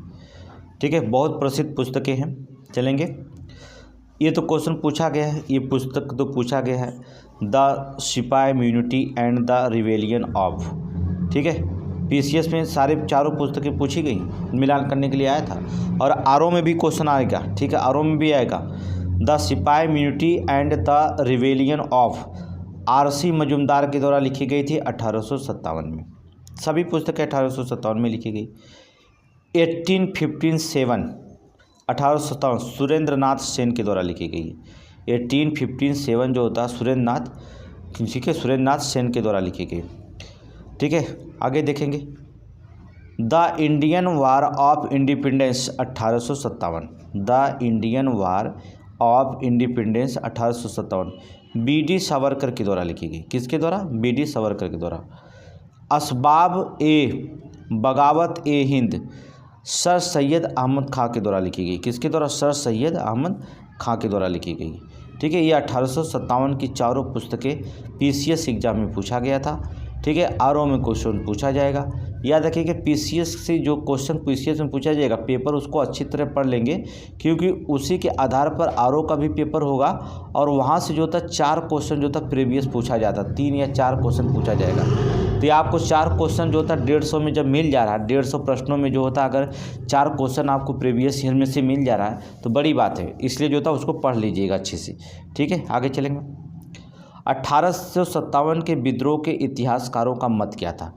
इतिहासकार क्या कहते हैं 1857 के विद्रोह में? सर जेम्स आउटरम और डब्ल्यू टेलर क्या कहते हैं? हिंदू मुस्लिम षड्यंत्र का यह परिणाम था। ठीक है, जेम्स आउटरम और डब्ल्यू टेलर कहते हैं यह हिंदू मुस्लिम षड्यंत्र का परिणाम था। वहीं पर जॉन लॉरेंस और सीले कहते हैं यह पूर्णतः सिपाही विद्रोह था। जॉन लॉरेंस और सीले कहते हैं 1857 की क्रांति जो होता है, विद्रोह जो होता है पूर्णतः सिपाही विद्रोह था। 1857 का विद्रोह स्वतंत्रता संग्राम नहीं था। आरसी मजूमदार कहते हैं कि जो 1857 का विद्रोह था वो स्वतंत्रता संग्राम नहीं था, अर्थात स्वतंत्रता के लिए संग्राम नहीं था। ठीक है, वहीं पर बी.डी. सावरकर लिखते हैं और अशोक मेहता, बी.डी. सावरकर और अशोक मेहता लिखते हैं यह विद्रोह राष्ट्रीय स्वतंत्रता हेतु सुनियोजित युद्ध था। यह विद्रोह जो होता है राष्ट्रीय स्वतंत्रता हेतु क्या था, सुनियोजित युद्ध था, सुनियोजित युद्ध था। ठीक है, यह जन क्रांति थी डॉक्टर रामविलास शर्मा की, यह जन क्रांति थी डॉक्टर रामविलास शर्मा की। ये राष्ट्रीय विद्रोह था, बेंजामिन डिज़रायली कहते हैं, बेंजामिन डिज़रायली कहते हैं ये राष्ट्रीय विद्रोह था। नोट कर लीजिए, बेंजामिन डिज़रायली कहते हैं ये जो था राष्ट्रीय विद्रोह था। ठीक है, टी.आर. होम्स कहते हैं ये सभ्यता और बर्बरता का संघर्ष था, ये सभ्यता और बर्बरता का संघर्ष था। कौन कहते हैं, टी.आर. होम्स कहते हैं। वहीं पर जो होता है एल.आर. रीच कहते हैं, एल.आर. रीच कहते हैं ये ईसाइयों के विरुद्ध एक धर्म युद्ध था, ये ईसाइयों के विरुद्ध जो था एक धर्म युद्ध था। ठीक है, तो सबका अपना अपना मत है, सबका जो होता है अपना अपना मत है। आप चाहे तो स्क्रीनशॉट ले सकते हैं, लिख सकते हैं। ठीक है, आगे चलेंगे। चलिए, अंग्रेज़ों के प्रमुख आर्थिक नीतियाँ, यहाँ से एक क्वेश्चन आता है, महलवाड़ी व्यवस्था, रैयतवाड़ी व्यवस्था और जो होता है आपका अस्थाई बंदोबस्त व्यवस्था। ये बहुत इंपॉर्टेंट है। ठीक है, ये बहुत इंपॉर्टेंट है। देखें, ये तीनों व्यवस्थाओं के बारे में जो था क्वेश्चन कहीं से नहीं कहीं से क्वेश्चन पूछा जाता। पहले समझ लीजिए अंग्रेज़ों की प्रमुख आर्थिक नीतियाँ क्या थी। सबसे पहले वारेन हेस्टिंग ने 1772 में पंचवर्षीय बंदोबस्त लागू किया था। नोट करेंगे, सबसे पहले वारेन हेस्टिंग ने 1772 में पंचवर्षीय बंदोबस्त लागू किया था। 1776 में पंचवर्षीय बंदोबस्त को समाप्त कर एक वर्षीय प्रणाली जो था अपनाई थी। पंचवर्षीय जो था बंदोबस्त लागू करने वाला कौन था, वारेन हेस्टिंग। क्वेश्चन पूछा गया, वारेन हेस्टिंग था। भू राजस्व प्रणाली के बारे में उन्होंने बात किया था। तो कौन से जो था समाप्त कर एक वर्षीय प्रणाली, अर्थात पहला जो था अस्थाई बंदोबस्त। देखेंगे पहला क्या, अस्थाई बंदोबस्त। ठीक है, इसको जो होता है अस्थाई बंदोबस्त को 1789 में जॉन शोर के द्वारा शुरू किया गया था। नोट करेंगे, जॉन शोर के द्वारा शुरू किया गया था। 1793 में कॉर्नवालिस ने जो होता है लागू किया था। अस्थाई बंदोबस्त जो होता है जॉन शोर के द्वारा 1789 में शुरू किया गया और 1793 में जो था कॉर्नवालिस ने जो होता है इसे लागू कर दिया। कौन, कॉर्नवालिस ने लागू किया था। ब्रिटिश भारत के 19% भूभाग पर लागू था। बंगाल, बिहार, उड़ीसा, उत्तरी कर्नाटक, यूपी और बनारस और गाजीपुर में ये लागू था। नोट करेंगे। ठीक है, ब्रिटिश भारत के जो था 19% भूभाग पर लागू, बंगाल, बिहार, उड़ीसा, उत्तरी कर्नाटक, यूपी के बनारस और गाजीपुर में जो होता लागू किया गया था। ठीक है, अन्य नाम जो था इस्तमरारी था, जमींदारी प्रथा थी। ठीक है, अन्य नाम क्या था, इस्तमरारी अर्थात जमींदारी प्रथा थी, इसका नाम था। ठीक है, अस्थाई बंदोबस्त का नाम था। जमींदारों को जो था भूस्वामी जो था स्वीकारा गया था। लगान दर 10/11 थी। सरकार जो था 1/11 जमींदार के पास थी। ठीक है, 10/11 भाग सरकार के पास थी, 1/11 भाग जो था जमींदार के पास थी। ठीक है, भूमि पर जमींदारों का अधिकार पैतृक एवं स्थानांतरित हो गया, पैतृक एवं हस्तांतरित था। नोट करेंगे। ठीक है, और 1784 में जो होता है 1794 में सूर्यास्त नियम लागू हुआ था। ठीक है, 1784 में जो होता है सूर्यास्त नियम लागू किया गया था, सूर्यास्त नियम लागू किया गया था। बहुत इंपॉर्टेंट है सूर्यास्त नियम किसके, अस्थाई बंदोबस्त में, बहुत इंपॉर्टेंट है सूर्यास्त नियम। ठीक है, इसके बाद चलते हैं, इसके बाद जो था महलवाड़ी व्यवस्था की बात करते हैं। दूसरा जो था महलवाड़ी व्यवस्था, महलवाड़ी व्यवस्था जो होता है इसके जन्मदाता कौन थे, महलवाड़ी व्यवस्था के जन्मदाता कौन थे, हाल्ट मैकेंजी। बहुत इंपॉर्टेंट, हाल्ट मैकेंजी। कंपनी के 30% भूभाग पर यूपी, मध्य प्रांत और पंजाब में कुछ बदलावों के साथ जो था लागू किया था। कंपनी के 30% भूभाग पर, नोट करेंगे, हाल्ट मैकेंजी। यह व्यवस्था प्रत्येक महाल अर्थात गांव के साथ स्थापित की गई थी, कृषक के साथ नहीं थी। ये व्यवस्था प्रत्येक महाल के साथ स्थापित की गई थी, कृषक के साथ नहीं। ठीक है, कृषक के साथ नहीं थी। ठीक है, ग्राम प्रधान अथवा लंबरदार को भू राजस्व वसूली हेतु उत्तरदायी बनाया गया था। ठीक है, भू राजस्व कौन वसूलता था, ग्राम का प्रधान या लंबरदार कहलाता था। ठीक है, ग्राम समाज जो था भूस्वामी था, ग्राम जो समाज जो होता था भूस्वामी कहलाता था। ठीक है, नोट करेंगे, भूस्वामी कहलाता था। आगे चलेंगे, रैयतवाड़ी व्यवस्था बहुत इंपॉर्टेंट है। रैयतवाड़ी व्यवस्था, रैयतवाड़ी व्यवस्था जो था मोस्ट इंपॉर्टेंट है। रैयतवाड़ी व्यवस्था देखेंगे, नोट करिए। सर्वप्रथम 1792 में मद्रास में प्रेसिडेंसी में हुआ था, मद्रास प्रेसिडेंसी में हुआ था। नोट करेंगे 1792 में मद्रास प्रेसिडेंसी में लागू हुआ था। ठीक है। ब्रिटिश भू विभाग पर 51% क्षेत्र पर मद्रास, मुंबई का हिस्सा, पूर्वी बंगाल और असम और कुर्ग का हिस्सा शामिल थे। 51% क्षेत्र पर। नोट कर लीजिए, नोट कर लीजिए, स्क्रीनशॉट मारा करिए। ठीक है। टॉमस मुनरो ने जो होता है कैप्टन रीड इससे संबंधित हैं। किससे कौन संबंधित है? टॉमस मुनरो और कैप्टन रीड। ठीक है। सर्वप्रथम ये तमिलनाडु के जो था 12 महल में लागू किया गया था। कहाँ पर? तमिलनाडु के 12 महल में। नोट करेंगे रैयतवाड़ी व्यवस्था सर्वप्रथम जो होता है तमिलनाडु के 12 महल में लागू किया गया था। ठीक है। विशेषता क्या थी इसकी? विशेषता किसानों से 33% भू राजस्व का वसूली को, जो किसान अपनी जितनी भूमि जोतता था उसे उसका स्वामी मान लिया था। नोट करेंगे जो किसान जितनी भूमि जोतता था वह उतनी भूमि का जो था स्वामी मान लिया जाता था। 33% भू राजस्व की वसूली सीधे की जाती थी। ठीक है, सीधे की जाती थी। आगे चलें, कृषि का वाणिज्यीकरण चलेंगे। कृषि का वाणिज्यीकरण का क्या कार्य? कृषि को वाणिज्यिक करने का कारण क्या था? पहला, 19वीं सदी में उत्तरार्ध में हुआ जो महत्वपूर्ण परिवर्तन था। इसके तहत कुछ विशेष फसलों जैसे चाय, कॉफ़ी, रबर, नील, गन्ना आदि का उत्पादन राष्ट्रीय और अंतर्राष्ट्रीय बाजार हेतु हुआ, न कि ग्रामीण के उपयोग के लिए हुआ था। ठीक है। कृषि में जो होता है चाय, कॉफ़ी, रबर जो होता है, नील और गन्ना आदि का उत्पादन राष्ट्रीय अंतर्राष्ट्रीय बाजार हेतु हुआ था, न कि ग्रामीणों के लिए हुआ था। ठीक है। बागानों का स्वामित्व मुख्यतः यूरोपीय के पास थे। बागानों का स्वामित्व जो था कौन थे? यूरोपीय के पास थे। वाणिज्यीकरण की हम बात करते हैं, देखेंगे वाणिज्यीकरण की बात करी जाए तो वाणिज्यीकरण जो होता है वाणिज्यीकरण कर दिया गया। मुद्रा में जो होता अर्थव्यवस्था का प्रसार हुआ, प्रतियोगिता जो होता धीरे धीरे बढ़ती गई। ठीक है।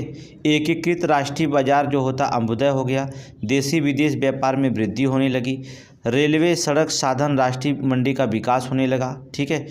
जो था अंग्रेज जो होता पूंजी, अंग्रेजों की जो होता यहाँ पर देखेंगे अंग्रेजों जो होता अंग्रेजी पूंजी के आने से विदेशी व्यापार में क्या होगा? वृद्धि होने लगा। ठीक है, वृद्धि होने लगा। भारतीय कृषकों पर प्रभाव क्या पड़ा? भारतीय किसानों को मूलतः नुकसान हो गया। कृषि के उत्पादन भी नहीं बढ़ा। ठीक है। 1917 में इसके लिए चंपारण में नील विद्रोह का प्रमुख घटना एक उदाहरण मानी जाती है। ठीक है। यहाँ पर देखेंगे वित्तीय संबंधियाँ क्या थी। प्रारंभिक चरण जो था 1600 से 1757 तक कंपनी का पूरा धान व्यापार खासकर भारत में सूती वस्त्र एवं मसालों पर निर्यात पर था। ठीक है। पूरा ध्यान जो था कहाँ पर था? जो व्यापार था पूरा ध्यान व्यापार जो था सूती वस्त्र और मसालों के निर्यात पर था प्रथम चरण में। दूसरे चरण में 1757 से 1800 ईस्वी तक ले मुगल सत्ता की कमजोरी का फायदा उठाकर कंपनी ने जो था अपनी जगह बना ली थी। तृतीय चरण में जो होता था 1800 से 1947 से भारतीय क्षेत्रों पर कंपनी का जो था पूर्ण नियंत्रण था। ठीक है। आगे देखेंगे वित्त संबंधी समितियां कौन है? अमीनी समितियां बनाई गई थी 1778 में भू राजस्व एवं अकाल के लिए। ठीक है। दूसरी समितियां कब बनी थी? बेवली आयोग। नोट करेंगे बेवली आयोग जो होता है दादा भाई नौरोजी की ने जो होता है धन बहिर्गमन सिद्धांत के आरोपों को समीक्षा है। ठीक है। दादा भाई जो होता है नौरोजी के जो होता है धन बहिर्गमन सिद्धांत के आरोप जो लगाए गए थे, दादा भाई नौरोजी ने लगाए गए थे, उसकी समीक्षा हेतु जो होता है बेवली आयोग का गठन किया गया था। निकोलसन आयोग जो होता है 1892 में सरकारी संस्थाओं के कार्यप्रणालियों की जांच के लिए निकोलसन आयोग बनाया गया था। नोट कर लेना, सब इम्पोर्टेंट है, एक शब्द इम्पोर्टेंट है। ठीक है। इसके बाद जो होता है हॉलैंड समितियां 1916 में उद्योगों के विकास के लिए बनाए गए थे। मैक्सवेल ब्लूमफील्ड समितियां 1928 में जो होता है बरदौली कृषि आंदोलन के पुनर्मूल्यांकन के लिए बनाए गए थे। हिटले आयोग 1929 में श्रमिक के लिए बनाए गए थे। सप्रू आयोग 1934 में बेरोजगारी के लिए बनाए गए थे। फ्लाउड 1940 में फसल उत्पादन के लिए बनाई गई थी। बहुत इंपॉर्टेंट है, सारे नोट करेंगे। ठीक है, नोट करिए। राष्ट्रीय राज्य का प्रथम वैज्ञानिक आकलन जो होता है डी.वी. की आर.वी. राव के द्वारा किया गया था। बहुत इंपॉर्टेंट है, राष्ट्रीय आय का प्रथम वैज्ञानिक आकलन बहुत इंपॉर्टेंट है। कई बार क्वेश्चन पूछा गया, बहुत लोगों को गलत किया था कि राष्ट्रीय आय का प्रथम आकलन जो था प्रथम वैज्ञानिक आकलन किसने किया था। देखिए, आकलन तो सबसे पहले दादा भाई नौरोजी ने किए थे, ठीक है, लेकिन वैज्ञानिक आकलन सबसे पहले किसने किया था, ये बहुत इंपॉर्टेंट बन जाता है। तो D.V.K.R.V. राव बहुत इंपॉर्टेंट है। D.V.K.R.V. राव, D.V.K.R.V. राव को याद रखिएगा। इन्होंने सबसे पहले प्रथम वैज्ञानिक राष्ट्रीय आय का आकलन किया था। बहुत इंपॉर्टेंट क्वेश्चन यहाँ पर रखिएगा, ठीक है। आगे चलेंगे, देखेंगे धन के बहिर्गमन सिद्धांत क्या थे। धन के बहिर्गमन सिद्धांत क्या थे, ठीक है। यहाँ पर देखेंगे भारतीय अर्थव्यवस्था पर इसका प्रभाव कैसे पड़ा था। भारतीय अर्थव्यवस्था पर इसका प्रभाव कैसे पड़ा, धन बहिर्गमन का जो होता है सिद्धांत पे देखेंगे। पहले देखेंगे धन बहिर्गमन सिद्धांत का अर्थ क्या होता, पहले जानिए। ये भारतीय संपत्ति और वस्तुओं को इंग्लैंड की ओर जो था एक तरफा प्रभाव था, ठीक है। धन बहिर्गमन सिद्धांत में दादा भाई नौरोजी ने कहा भारतीय संपत्ति या वस्तुओं का इंग्लैंड की ओर जो होता एक तरफा प्रवाह था। इस सिद्धांत को देने वाले प्रथम व्यक्ति जो थे दादा भाई नौरोजी थे। नौरोजी को जो होता grand old man of India कहा जाता है, ठीक है। वयोवृद्ध व्यक्ति कहा जाता है, वयोवृद्ध व्यक्ति सबसे बुजुर्ग व्यक्ति कहा जाता है। Grand old man of India कहा जाता है। इंग्लैंड डेब्ट टू इंडिया में पहली बार धन बहिर्गमन सिद्धांत को प्रतिपादन किया गया था। इंग्लैंड डेब्ट टू इंडिया में पहली बार जो होता है धन बहिर्गमन सिद्धांत को जो होता क्या किया गया, प्रतिपादन किया गया था, ठीक है। नौरोजी ने जो होता है, नौरोजी ने the wants and peace of India, बहुत इंपॉर्टेंट पुस्तक है, नोट कर लेना। The wants and means of India on the commerce of India लेख में इसकी व्याख्या किया है। नौरोजी ने जो होता है किस में व्याख्या किया है, the wants and means of India में, ठीक है। ऑन द दूसरी पुस्तक on the commerce of India में लेख में इसकी किया था। देखिए बहुत इंपॉर्टेंट है, दोनों बुक जो था याद रखेंगे, commerce of India, wants and means of India, ठीक है। 1905 में इसे जो था इविल्स ऑफ इविल्स का अर्थात अनिष्टों का अनिष्ट कहा गया, ठीक। 1905 में इसे जो था इविल्स ऑफ इविल्स अनिष्टों का अनिष्ट कहा गया, ठीक है। इनकी एक नामक किताब 1901 में एक किताब लिखी थी जिनका नाम था poverty and un British rule in India. Note करेंगे, एक पुस्तक लिखी गई थी poverty and un British rule in India, इनकी पुस्तक थी। नोट करेंगे, इनकी पुस्तक थी, नोट करिए किताब, ठीक है, बहुत इंपॉर्टेंट किताब है। चलेंगे अन्य जो होता है, अन्य प्रतिपादन में कौन कौन थे, अन्य दादा भाई नौरोजी के सिवा अन्य प्रतिपादन में कौन कौन थे, पहले इसको देख लीजिए। अन्य प्रतिपादन में कौन कौन थे, Mahadev Govind Ranade, easy on the Indian political economics 1898 में लिखी थी। महादेव गोविंद रनाडे ने जो होता है ईजी, नोट करेंगे, ठीक है, एस, ठीक है, ऑन इंडियन पॉलिटिकल इकोनॉमिक्स 1898 में लिखी थी। रनाडे ने नौरोजी के drone of wealth theory, Ranade ने जो होता है नौरोजी के ड्रोन ऑफ वेल्थ थ्योरी को नकारते हुए भारत में गरीबी का प्रमुख कृषि के पिछड़ेपन को माना था, ठीक है। ड्रेन ऑफ वेल्थ थ्योरी को जो होता है नकारते हुए उन्होंने जो क्या किया, भारत में पिछड़े का जो कारण माना वो कृषि के पिछड़ेपन का कारण माना था। कृषि पिछड़ापन है तभी भारत में जो होता है क्या है, गरीबी है, उन्होंने माना था। कौन, रनाडे के अनुसार। आगे चलेंगे, रमेश चंद्र दत्त अर्थशास्त्री हैं के लेख में इकोनॉमिक्स हिस्ट्री ऑफ इंडिया में उल्लेख किया गया। रमेश चंद्र दत्त पुस्तक जो होता है धन बहिर्गमन का सिद्धांत जो होता है इकोनॉमिक्स हिस्ट्री ऑफ इंडिया में भी उल्लेख है। इकोनॉमिक्स हिस्ट्री ऑफ इंडिया के लेखक कौन है, रमेश चंद्र दत्त, ठीक है। गोपाल कृष्ण गोखले, जी सुब्रमण्यम अय्यर, पृथ्वी राय भी जो था आर्थिक आलोचक में से थे, ठीक है। आर्थिकी आलोचकों में कौन थे, गोपाल कृष्ण गोखले भी थे। श्री जो था सुब्रमण्यम अय्यर थे।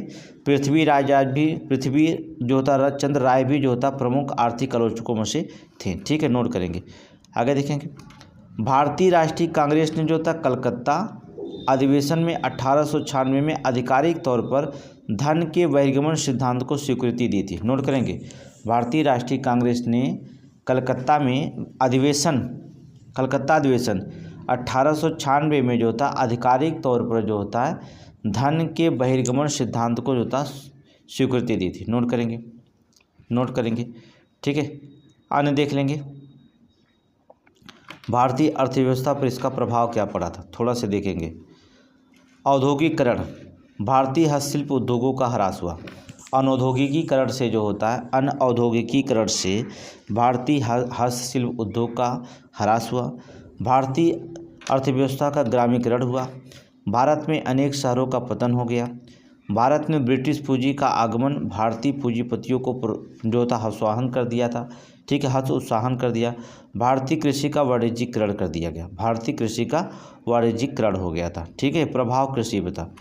कृषि के वाणिज्यीकरण 19वीं सदी के उत्तरार्ध के प्रभाव कर दी थे।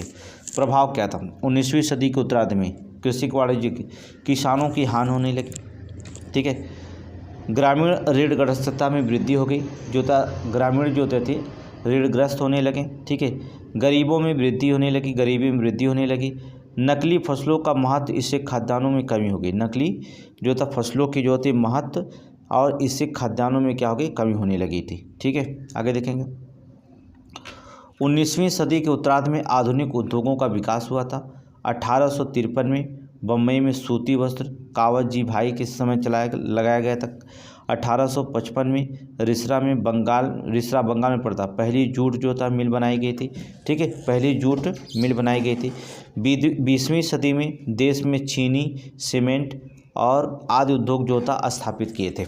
आदि उद्योगों को जो होता स्थापित किया गया था, ठीक है। नोट कर लीजिए, आगे चलिए। अकाल आयोग कौन कौन जुड़े हुए? अकाल आयोग से कौन कौन जुड़े थे देख लीजिएगा।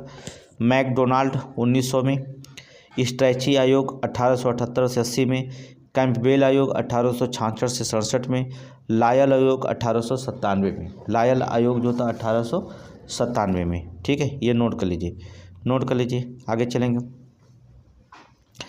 ब्रिटिश सरकार के द्वारा पारित प्रमुख कारखाना एक्ट, ब्रिटिश सरकार के द्वारा जो होता है पारित प्रमुख कारखाना एक्ट कौन कौन थे? प्रमुख कारखाना एक्ट बहुत इंपॉर्टेंट है भी है, ठीक है। चलेंगे 1881 कारखाना अधिनियम। 1881 कारखाना अधिनियम में क्या था? प्रथम फैक्ट्री आयोग 1875 की सिफारिश पर लॉर्ड रिपन के समय जो था 7 वर्ष से कम उम्र के बच्चों को काम करने पर प्रतिबंध लगा दिया गया, ठीक है। 1881 के कारखाना अधिनियम के तहत प्रथम फैक्ट्री आयोग 1875 की सिफारिश पर लॉर्ड रिपन के समय 7 वर्ष से कम उम्र के बच्चों पर काम करने पर जो होता प्रतिबंध लगा दिया गया, ठीक है। 1891 में कारखाना अधिनियम में क्या हुआ? 1891 में कारखाना अधिनियम में, ठीक है, द्वितीय फैक्ट्री आयोग 1884 की अनुशंसा पर लॉर्ड लैंसडाउन के समय 9 वर्ष से कम उम्र के बच्चों पर काम करने पर प्रतिबंध और काम की अवधि 11 घंटा निर्धारित की गई। बहुत इंपॉर्टेंट है। लैंसडाउन 1891 में कारखाना अधिनियम में 9 वर्ष से बच्चे जो तक कम उम्र के बच्चे काम कारखाना में नहीं कर सकते थे, ठीक है। काम करने की अवधि जो होता है 11 घंटे रखी गई थी। काम करने की अवधि 11 घंटा रखी गई थी, ठीक है। बहुत इंपॉर्टेंट है। आगे देखेंगे अगला कारखाना अधिनियम 1911 कारखाना अधिनियम में लॉर्ड हार्डिंग के समय शुरू हुआ था, ठीक है। 1922 में कारखाना अधिनियम 12 से 15 वर्ष की आयु के बच्चों को कारखाने में कार्य करने पर अनुमति। नोट करेंगे 12 से 15 वर्ष की आयु के बच्चों को कारखाने में कार्य करने की अनुमति किसने दिया था? लॉर्ड रेडिंग ने दिया था। नोट करेंगे 1934 का कारखाना अधिनियम, 1934 का कारखाना अधिनियम लॉर्ड विलिंगटन के समय था। श्रमिकों हेतु तो चिकित्सा एवं आराम की व्यवस्था थी। लॉर्ड विलिंगटन के समय जो होता था जो श्रमिकों हेतु जो होता चिकित्सा और आराम की व्यवस्था रखी गई, ठीक है। ये था कारखाना अधिनियम, ठीक है। 1944 का अधिनियम लॉर्ड बेबल के समय लाया था, लॉर्ड बेबल का समय। सन कारखाना अधिनियम, सारे चीज़ें हमने आपको बता दिया। अब यहाँ से अगर क्वेश्चन पूछता है तो गलती नहीं करना है। समीक्षा का देखिए पेपर हमने आपको पूरा साल पढ़ा दिया, ठीक है। ऐसे पढ़ाते रहेंगे, आपको फेल नहीं होना है किसी भी तरह से, ठीक है। भारत के श्रमिक आंदोलन की प्रमुख संस्थाएं, नोट करेंगे। भारत में श्रमिक आंदोलन के प्रमुख संस्थाओं के बारे में बात करेंगे, प्रमुख संस्थाएं। चले यहाँ से हम लोग जो था प्रमुख संस्थाओं के बारे में शुरू करते हैं। यहाँ से रॉयल कमीशन ऑन लेबर, अध्यक्ष सर हेनरी व्हिटले। इस कमीशन के बहिष्कार के मुद्दे पर जो होता है AITUC 2 भागों में बढ़ गया था। दूसरा जो था, ठीक है, मुद्दे बढ़ गया था। दूसरा जो था ITUP उदारवादियों के द्वारा बटा था, ठीक है। चलेंगे 1919 में ILO, ठीक है, इंटरनेशनल लेबर ऑर्गेनाइजेशन सम्मेलन वाशिंगटन DC में BP वाडिया को भारत का एक मजदूर का प्रतिनिधित्व बनाकर भेजा गया था। BP वाडिया को जो होता है ILO के द्वारा जो होता है इंटरनेशनल लेबर ऑर्गेनाइजेशन, अंतर्राष्ट्रीय मजदूर संघ के द्वारा 1919 में BP वाडिया को भारत के मजदूर का प्रतिनिधित्व बनाकर भारत क्या कर दिया गया था, भेजा गया था, ठीक है। AI जो होता है TUC 1920 में प्रथम अधिवेशन मुंबई में लाला लाजपत राय, MN राय जोशी, जोसेफ बेपिस्ट था, ठीक है। आगे देखेंगे मद्रास श्रमिक संघ जो होता है 1918 में BP वाडिया भारत का पहला आधुनिक श्रमिक संगठन था, ठीक है। BP वाडिया बनाया गया था, भारत का पहला आधुनिक श्रमिक संगठन था BP वाडिया के नेतृत्व में मद्रास श्रमिक संघ, ठीक है। इसके बाद जो था बम्बई मिल्स हैंड्स एसोसिएशन 1980 में, बम्बई मिल्स हैंड्स एसोसिएशन 1890 में किसके द्वारा, NM लोखंडे, नोट करिए NM लोखंडे के द्वारा। ये भी क्वेश्चन पूछा गया, आगे चलेंगे। भारतीय रेल कर्मचारी एकीकृत सोसाइटी 1897 में, कलकत्ता मुद्रक संघ 1905 में, सामाजिक सेवा 1911 में, कामगार हितवर्धक सभा 1909 में। ये सभी जो होता है भारत के श्रमिक आंदोलन है और प्रमुख संस्थाएं हैं, ठीक है, प्रमुख संस्थाएं हैं। ट्रेड, नोट करेंगे, रेड ट्रेड यूनियन कांग्रेस 1931 में, नेता कौन थे, रणदेव देशपांडे, बंकिम मुखर्जी, भूपेंद्र दत्त, ठीक है, भूपेंद्र दत्त, ये रेड देश यूनियन कांग्रेस के थे, ठीक है। इसके बाद जो होता है वर्क्स एंड पीजेंट्स पार्टी, ठीक है, श्रीपाद अमृत, डांगो मुजफ्फर और अहमद पूरन जोशी इसके प्रवर्तक थे, ठीक है। नोट करेंगे ये श्रमिक आंदोलनकर्ता कौन कौन थे आप जान के चलें। अगला क्वेश्चन देखेंगे, भारत में जो होता प्रेस के विकास और संबंधित कानून कौन थे, ये इंपॉर्टेंट क्वेश्चन है। भारत में प्रेस के विकास और संबंधित कानून थोड़ा से पढ़ लीजिएगा, अच्छे से पढ़िएगा, ठीक है। प्रेस विकास और जो था, ठीक है। भारतीय पत्रकारिता के जनक जो राजा राम मोहन राय को कहा जाता, नोट करेंगे, भारतीय पत्रकारिता के जनक जो होते थे राजा राम मोहन राय को कहा जाता है। भारतीय पत्रकारिता के राजकुमार क्रिस्टोफर दास पाल को कहा जाता, नोट करेंगे। जनक अगर पूछता है भारतीय पत्रकारिता के जनक कौन थे, राजा राम मोहन राय थे। भारतीय पत्रकारिता के राजकुमार थे कौन थे, क्रिस्टोफर दास पाल थे। सर्वप्रथम पुर्तगाली ने जो था भारत में मुद्रालय स्थापित किया था, ठीक है, पुर्तगालियों ने जो होता स्थापित किया था। याद रखिए हमने इसके पहले भी बताया था कि पुर्तगालियों ने जो होता मुद्रालय स्थापित किया था। 1557 में प्रथम पुस्तक गोवा के पादरियों द्वारा छापी गई, नोट करेंगे, ठीक है। जो पादरी थे, पादरी जिसे कहा जाता, ठीक है, पादरियों के द्वारा छापी गई थी 1557 में गोवा में, ठीक है। 1664 में ईस्ट इंडिया कंपनी ने बम्बई में मुद्रालय क्या स्थापित की थी, ठीक है, नोट करेंगे। आगे चलेंगे। 1780 में पहला समाचार पत्र जेम्स ऑगस्ट और हिक्की के द्वारा, बहुत इंपॉर्टेंट क्वेश्चन है। 1780 में समाचार पत्र जेम्स ऑगस्ट और हिक्की द्वारा बंगाल गजट या द कलकत्ता जनरल जो होता है एडवर्टाइजरी द्वारा जारी किया गया था, नोट करेंगे, बहुत इंपॉर्टेंट, नोट कर लीजिएगा। भारत में आधुनिक प्रेस की स्थापना 1766 में विलियम बोल्ट्स द्वारा की गई थी, नोट करें, विलियम बोल्ट्स के द्वारा की गई थी, नोट कर लीजिए। ये भी भारत में आधुनिक प्रेस की स्थापना 1766 में विलियम बोल्ट्स के द्वारा की गई थी, ठीक है। प्रेस इंक्वायरी समिति 1921 में तेज बहादुर सप्रू के द्वारा की गई थी। प्रेस इंक्वायरी समिति, ठीक है, प्रेस इंक्वायरी समिति जो था 1921 में तेज बहादुर सप्रू के द्वारा की गई थी। किसके द्वारा? तेज बहादुर सप्रू के द्वारा की गई थी। ठीक है। समाचार पत्र जांच समितियां 1947 में श्री गंगनाथ झा की अध्यक्षता में किया गया था। बहुत इंपॉर्टेंट, ये भी पूछा गया था। समाचार पत्र जांच एजेंसी जो था, जांच समितियां 1947 में श्री गंगनाथ झा की अध्यक्षता में की गई थी। बहुत इंपॉर्टेंट है, ये सारे इंपॉर्टेंट क्वेश्चन पूछा गया, सारे के सारे क्वेश्चन इंपॉर्टेंट है, सब के सब पूछे गए हैं। ठीक है, सारे इंपॉर्टेंट क्वेश्चन है, इसको बहुत नोट कर लीजिएगा, दिमाग में रख लीजिएगा, क्वेश्चन गलत नहीं होना चाहिए। ठीक है, आगे चलेंगे। पत्रकारिता संबंधी प्रमुख कानून कौन कौन थे? बहुत इंपॉर्टेंट थे। पत्रकारिता संबंधी कानून कौन कौन थे, थोड़ा से इस पर भी जो था हम विचार करेंगे। ठीक है, चलेंगे। समाचार पत्रों का अधिवेशन अधिनियम 1799 में लॉर्ड बेलीजली के समय आया था। समाचार पत्रों का अभिवेचन अधिनियम 1799 लॉर्ड बेलीजली के समय आया था। अनुज्ञप्ति जो होता नियम 1823 के तहत जॉन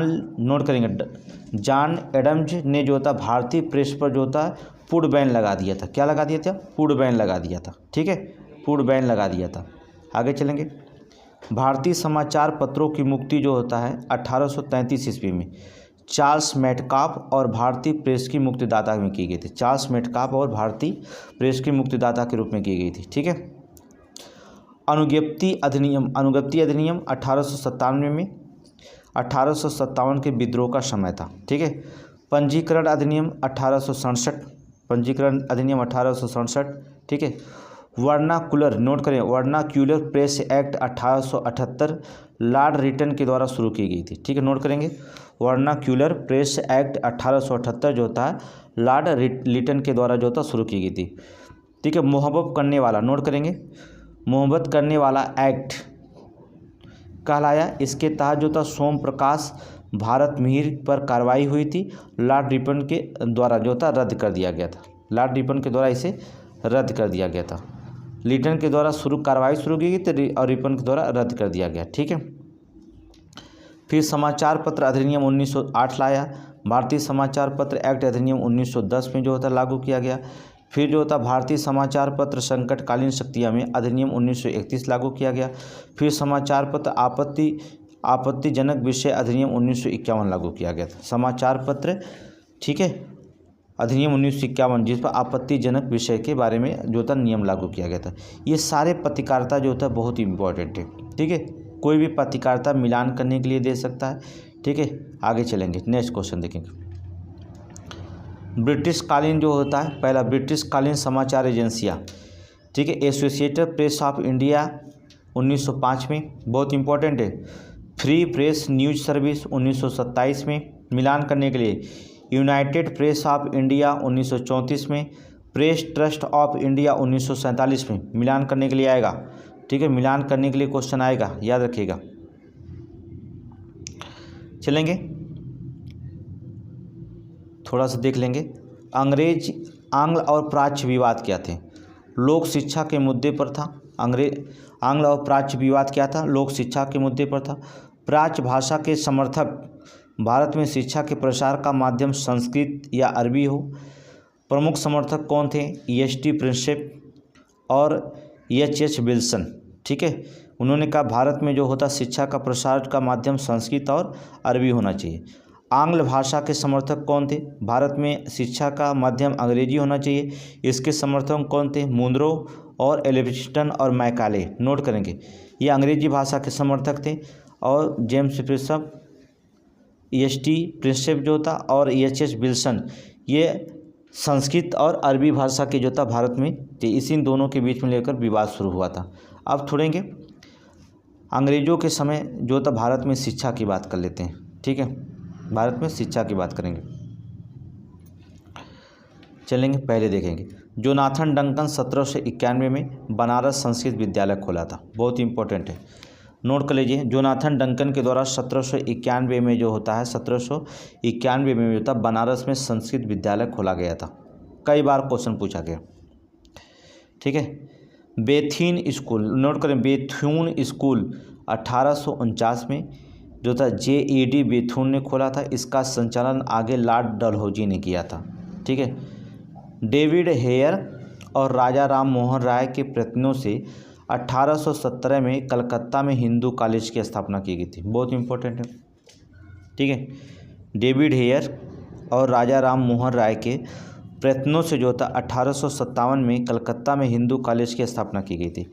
1833 का चार्टर एक्ट में 1 लाख रुपए का प्रावधान मिलता है। 1833 के चार्टर अधिनियम एक्ट के तहत जो होता है, चार्टर एक्ट के में जो होता है 1 लाख रुपए का प्रावधान मिलता है। ठीक है, नोट करेंगे। विलियम जोन्स ने जो होता कालिदास के अभिज्ञान शकुंतलम को अंग्रेजी में अनुवाद किया था। नोट कर लेंगे। विलियम जोन्स ने जो होता है कालिदास की जो होता अभिज्ञान शकुंतलम को अंग्रेजी में जो होता उन्होंने क्या कर दिया, अनुवाद किया था। ठीक है, अनुवाद किया था। आगे चल लेते हैं, देख लेते हैं। ए कोड ऑफ जेंटलॉज, नोट करेंगे, जेंटुलॉज, ए कोड ऑफ जेंटुलॉज मनुस्मृति का अंग्रेजी अनुवाद है। नोट करेंगे, ए कोड ऑफ जेंटुलॉज मनुस्मृति का जो होता अंग्रेजी में अनुवाद हुआ था। मनुस्मृति जो थी अंग्रेजी में इसका अनुवाद किया गया था। ठीक है। वारेन हेस्टिंग के द्वारा 1781 में कलकत्ता में मदरसा की स्थापना की थी। नोट करेंगे, वारेन हेस्टिंग के द्वारा 1781 में कलकत्ता में मदरसा की स्थापना हुई थी। नोट करेंगे। 1800 ईस्वी में लॉर्ड वेलेजली ने कंपनी के अधिकारियों को प्रशिक्षण हेतु 1800 में लॉर्ड वेलेजली ने कंपनी के अधिकारियों के प्रशिक्षण हेतु फोर्ट विलियम कॉलेज अर्थात कलकत्ता में स्थापना की थी। नोट करिए, कंपनियों के अधिकारियों के प्रशिक्षण के लिए जो था फोर्ट विलियम कॉलेज जो था कलकत्ता में जो होता है इसकी स्थापना की गई थी। ठीक है। बिल्किंस द्वारा भागवत गीता और हित उपदेश का अंग्रेजी में अनुवाद हुआ था 1785 में। बहुत इंपॉर्टेंट है। बिल्किंस द्वारा जो होता है भागवत गीता और हित उपदेश का अंग्रेजी में अनुवाद हुआ था। हितो उपदेश का अंग्रेजी में क्या हुआ था, अनुवाद हुआ था 1785 में। ठीक है। सर विलियम जोन्स द्वारा कलकत्ता में एशियाटिक सोसाइटी की स्थापना हुई थी। नोट करेंगे, सर विलियम जोन्स के द्वारा जो था कलकत्ता में जो होता है एशियाटिक सोसाइटी की क्या हुई थी, स्थापना हुई थी। एशियाटिक सोसाइटी की स्थापना हुई थी। नोट कर लीजिए। ठीक है, आगे चलेंगे। शिक्षा में अधोमुखी निषेधन सिद्धांत। नोट करेंगे, हेडिंग डालिए, शिक्षा में जो होता है अधोमुखी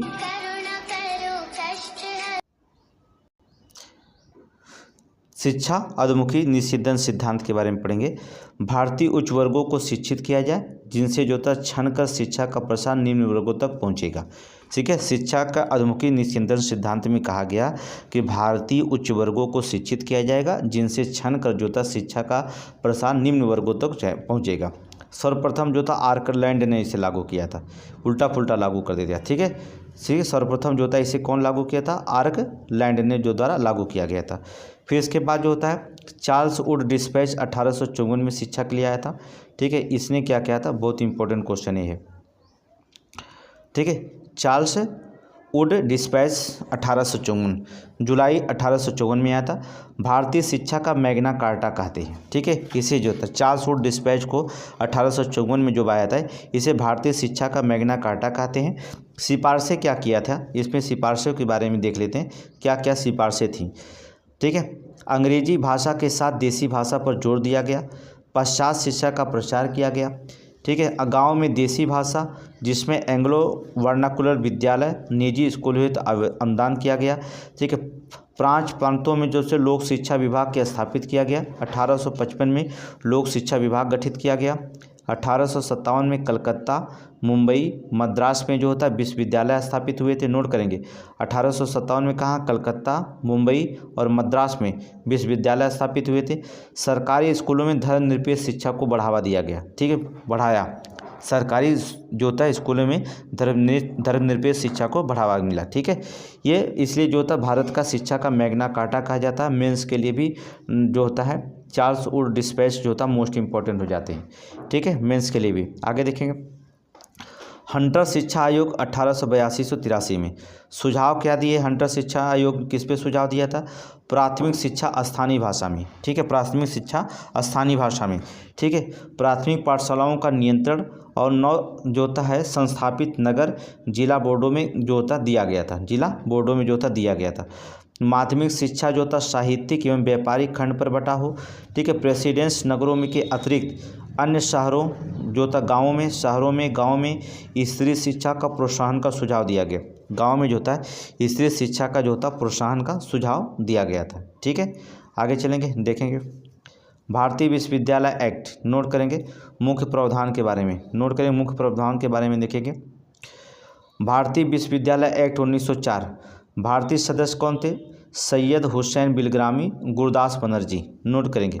भारतीय विश्वविद्यालय एक्ट 1954 में जो होता है 1904 में, 54 करें 1904 में भारतीय सदस्य कौन थे? सर सैयद, नोट करेंगे सैयद हुसैन बिलग्रामी और गुरदास बनर्जी। क्वेश्चन पूछा गया, बहुत इंपॉर्टेंट है।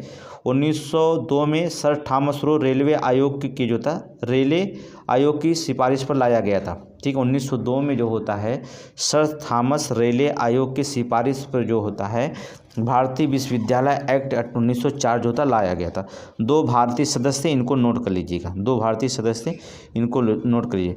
मुख्य प्रावधान क्या क्या थे उसमें? उस शिक्षा हेतु जो होता है, नोट करेंगे, बहुत मुख्य प्रावधान बहुत इंपॉर्टेंट है। उस शिक्षा हेतु 5 लाख रुपए प्रतिवर्ष और 5 वर्षों तक स्वीकृति दी गई। गवर्नर जनरल को विश्वविद्यालय का क्षेत्रीय सीमाएं निर्धारित करने का अधिकार दे दिया गया। गवर्नर जनरल जो थे को जो होता विश्वविद्यालय का क्षेत्रीय सीमा कहाँ तक रहेगी इसका निर्धारण करने का जो होता अधिकार दे दिया गया। निजी कॉलेजों पर जो था कठोर नियंत्रण हो गया, निजी कॉलेजों पर कठोर नियंत्रण होगा, ठीक है। विश्वविद्यालय पर सरकारी नियंत्रण बढ़ा दिया गया, ठीक है।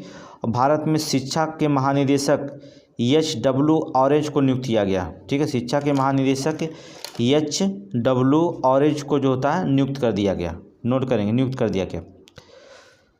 शिक्षा पर सरकारी प्रस्ताव 1913 क्या है? शिक्षा पर सरकारी प्रस्ताव 1913 देखेंगे, 1913, ठीक है।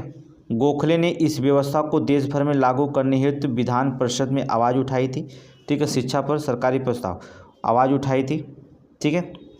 सर्वप्रथम बड़ौदा के रियासत ने प्राथमिक शिक्षा का अनिवार्य किया था, नोट करेंगे, बहुत इंपॉर्टेंट ये भी क्वेश्चन है, ठीक है। प्राथमिक शिक्षा को जो होता है सबसे पहले अनिवार्य कौन कर दिया था? अर्थात बड़ौदा की रियासत ने जो होता है 1906 में सर्वप्रथम प्राथमिक शिक्षा को जो होता अनिवार्य कर दिया था, प्राथमिक शिक्षा को अनिवार्य कर दिया था।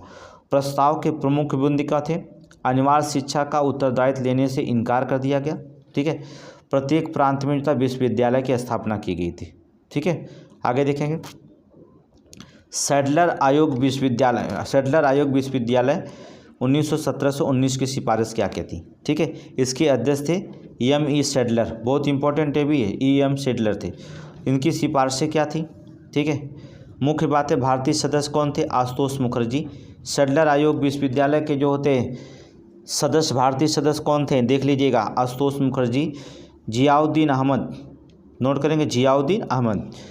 स्कूली शिक्षा 12 वर्ष की हो, स्कूली शिक्षा 12 वर्ष की हो, विश्वविद्यालय नियम उदार हो, स्नातक 3 वर्षीय हो, महिला शिक्षा को प्रोत्साहन दिया जाए। सैडलर आयोग के द्वारा, बहुत इंपॉर्टेंट है, ठीक है। ये सारी चीज़ें बहुत इंपॉर्टेंट है, नोट करके लिखिए, नोट करके लिख लीजिए।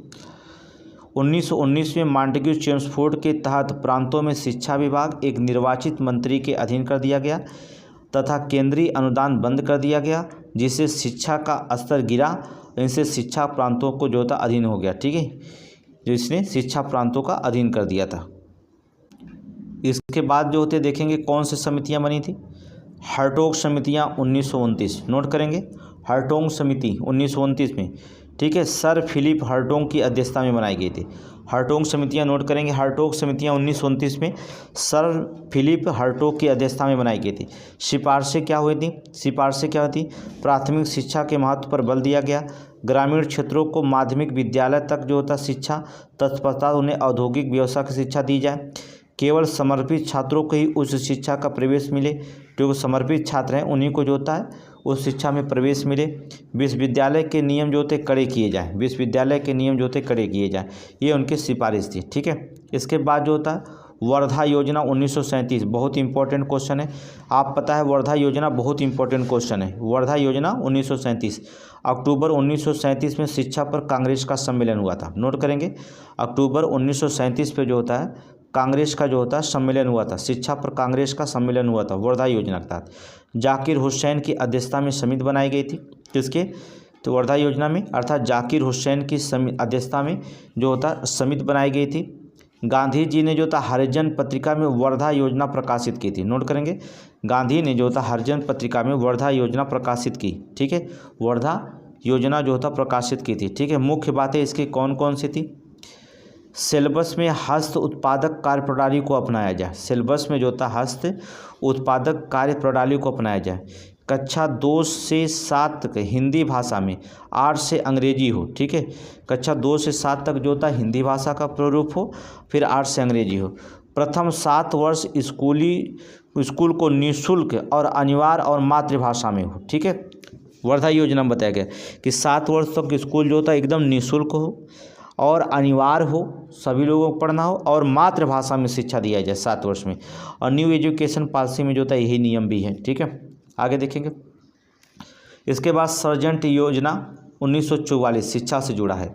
इसने सर्जेंट योजना भी जो था मोस्ट इम्पोर्टेंट क्या कहे थे, 6 से 11 वर्ष बच्चों को निःशुल्क और अनिवार्य शिक्षा हो, सही है, 6 से 11, इस समय जो होता कितना है, 6 से 14 वर्ष तक बच्चों को निःशुल्क और अनिवार्य शिक्षा है वर्तमान में।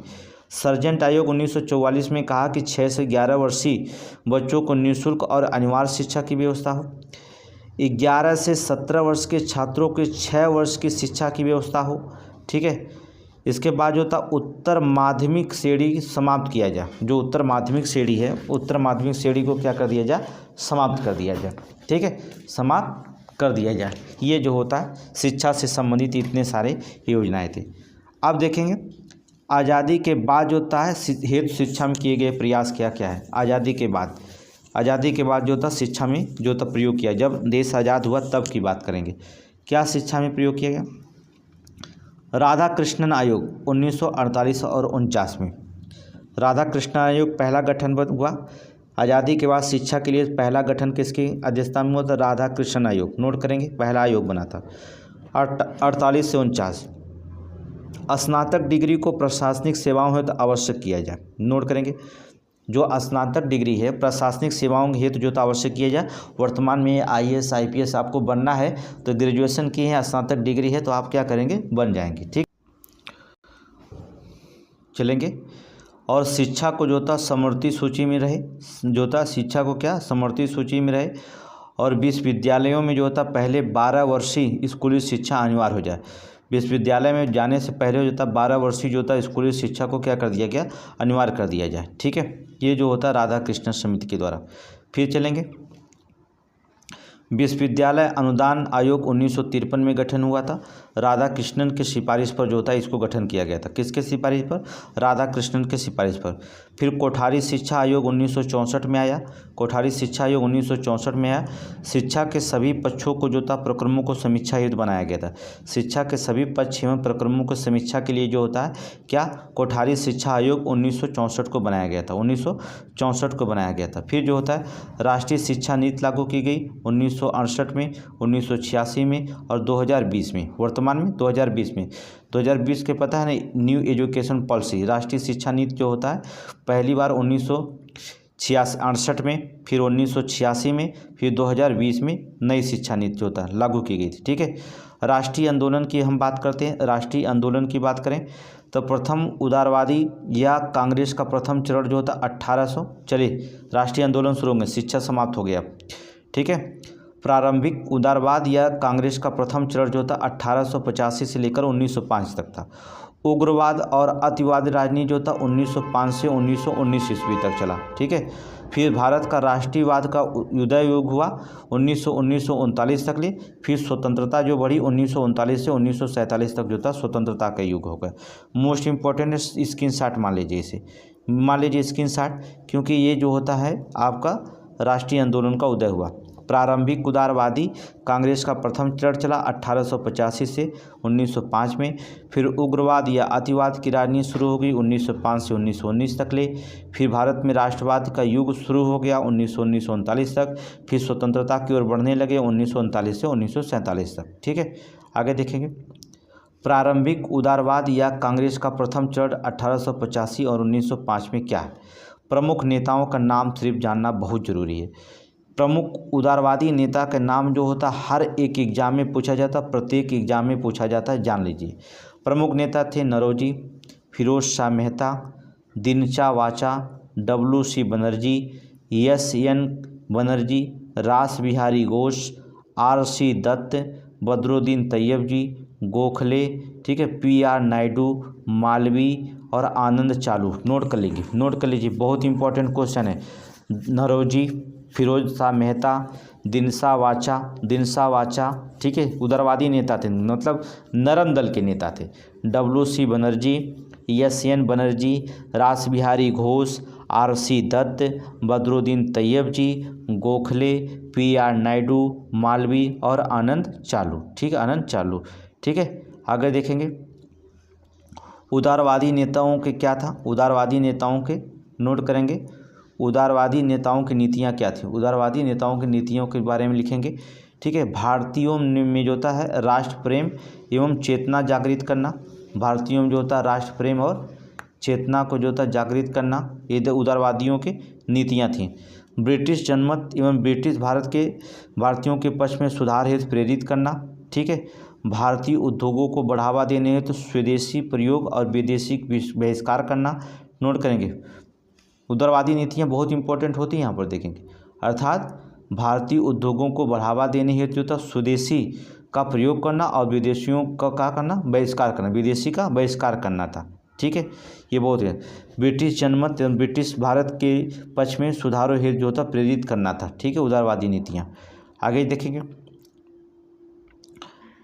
यहाँ पर देखेंगे हम लोग उदारवादी जो था भारतीय राष्ट्रीय आंदोलन में उदारवादियों का योगदान क्या था? राष्ट्रीय आंदोलन में जो था उदारवादी का योगदान क्या था? ठीक है, ब्रिटिश आर्थिक नीतियों को आलोचना करना पहला था।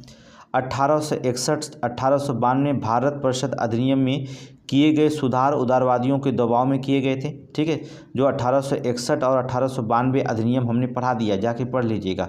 जो सुधार हुए थे वो उदारवादियों के दबाव में ही किए गए थे। किसके? उदारवादियों के दबाव में ही किए गए थे। और देखेंगे संवैधानिक एवं प्रशासनिक सुधार की मांग, जैसे सरकारी सेवाओं में भारतीयकरण करना। 1886 में लोक सेवा आयोग का गठन हुआ था, उदारवादियों के दबाव में ही। ठीक है, भारतीय व्यय की समीक्षा हेतु बेल्वी आयोग का गठन किया गया था। भारतीय व्यय की समीक्षा के लिए बेल्वी आयोग का गठन हुआ था। बेल्वी आयोग का गठन हुआ था। तत्कालीन भारतीय समाज को नेतृत्व प्रदान किया गया था। ठीक है, 1885 में जो होता है 1885 के कांग्रेस गठन के बाद सरकार और कांग्रेस के रिश्तों में कड़वाहट हो गई थी। ठीक है, 1885 में कांग्रेस के गठन के बाद सरकार और कांग्रेस के रिश्तों में क्या हो गई थी? कड़वाहट शुरू हो गई थी। अब चलेंगे, कड़वाहट शुरू हो गई थी। कांग्रेस की पूर्व की राजनीतिक संस्थाएं कौन थी? पहले ये देख लीजिए, फिर कांग्रेस का गठन पढ़ लेते हैं। हेडिंग डालिए, कांग्रेस की पूर्व की प्रमुख राजनीतिक संस्थाएं कौन करती? पहले ये क्वेश्चन पूछा गया था, UPPSC 2024 में क्वेश्चन पूछा गया था, नोट कर लीजिए। ठीक है, बहुत संस्थाएं, बहुत इंपॉर्टेंट क्वेश्चन है। कलकत्ता में भारतीय एसोसिएशन या इंडियन एसोसिएशन कांग्रेस की पूर्ववर्ती माना जाता है। नोट करेंगे, माना जाता है। 1851 में जमींदारी एसोसिएशन और बंगाल ब्रिटिश इंडिया सोसाइटी विलय होकर ब्रिटिश इंडिया एसोसिएशन बना था। नोट करेंगे, 1851 में जो होता है जमींदारी एसोसिएशन और जो होता बंगाल ब्रिटिश इंडिया सोसाइटी का विलय होकर ईस्ट इंडिया एसोसिएशन जो होता है बना था। 1838 में बनी जमींदारी association land holders association Bharat की पहली संगठित राजनीतिक सभा थी। भारत की पहली संगठित राजनीतिक सभा थी। ठीक है, आगे चलेंगे। 19वीं सदी में राष्ट्रवाद के उदय का कारण क्या माना जाता? नोट करेंगे, नोट करिए, 19वीं सदी में राष्ट्रवाद का उदय का कारण क्या है? राष्ट्रवाद के उदय के कारण क्या है? पहला, उदय के कारण क्या है?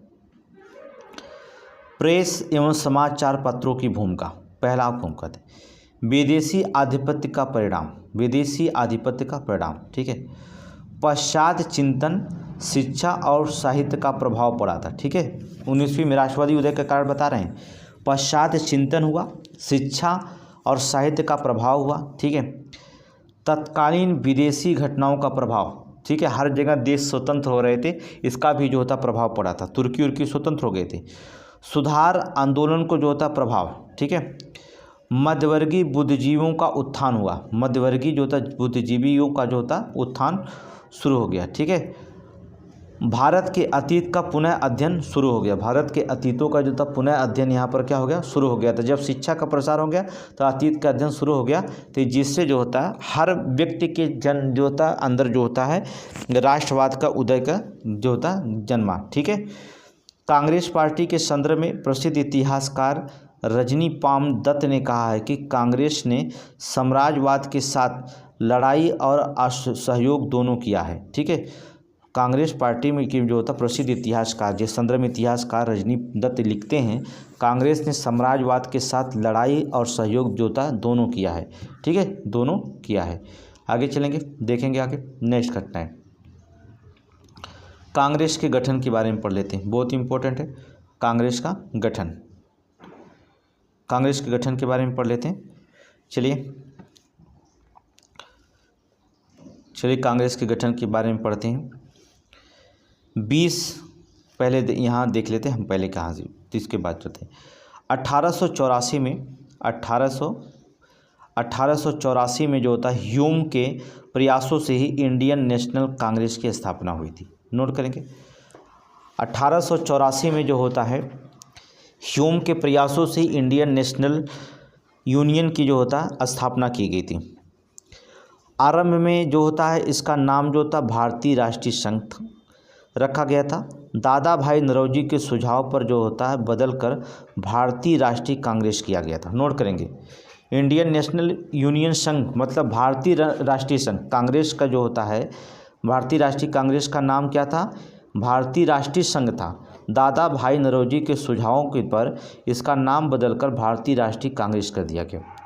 वहीं सेफ्टी वाल्व के प्रति उदार में तड़ित चालक का जो था सिद्धांत दिया गया है, ठीक है। सेफ्टी वाल्व के प्रति उत्तर में जो होता है तड़ित चालक का सिद्धांत में दिया गया है, ठीक है। यहाँ देखें कांग्रेस की स्थापना संबंधी सेफ्टी वाल्व सिद्धांत लाला लाजपत राय ने दिया था। नोट करेंगे कांग्रेस की स्थापना से संबंधित सेफ्टी वाल्व सिद्धांत किसने दिया था, लाला लाजपत राय ने दिया था, लाला लाजपत राय ने दिया था, ठीक है।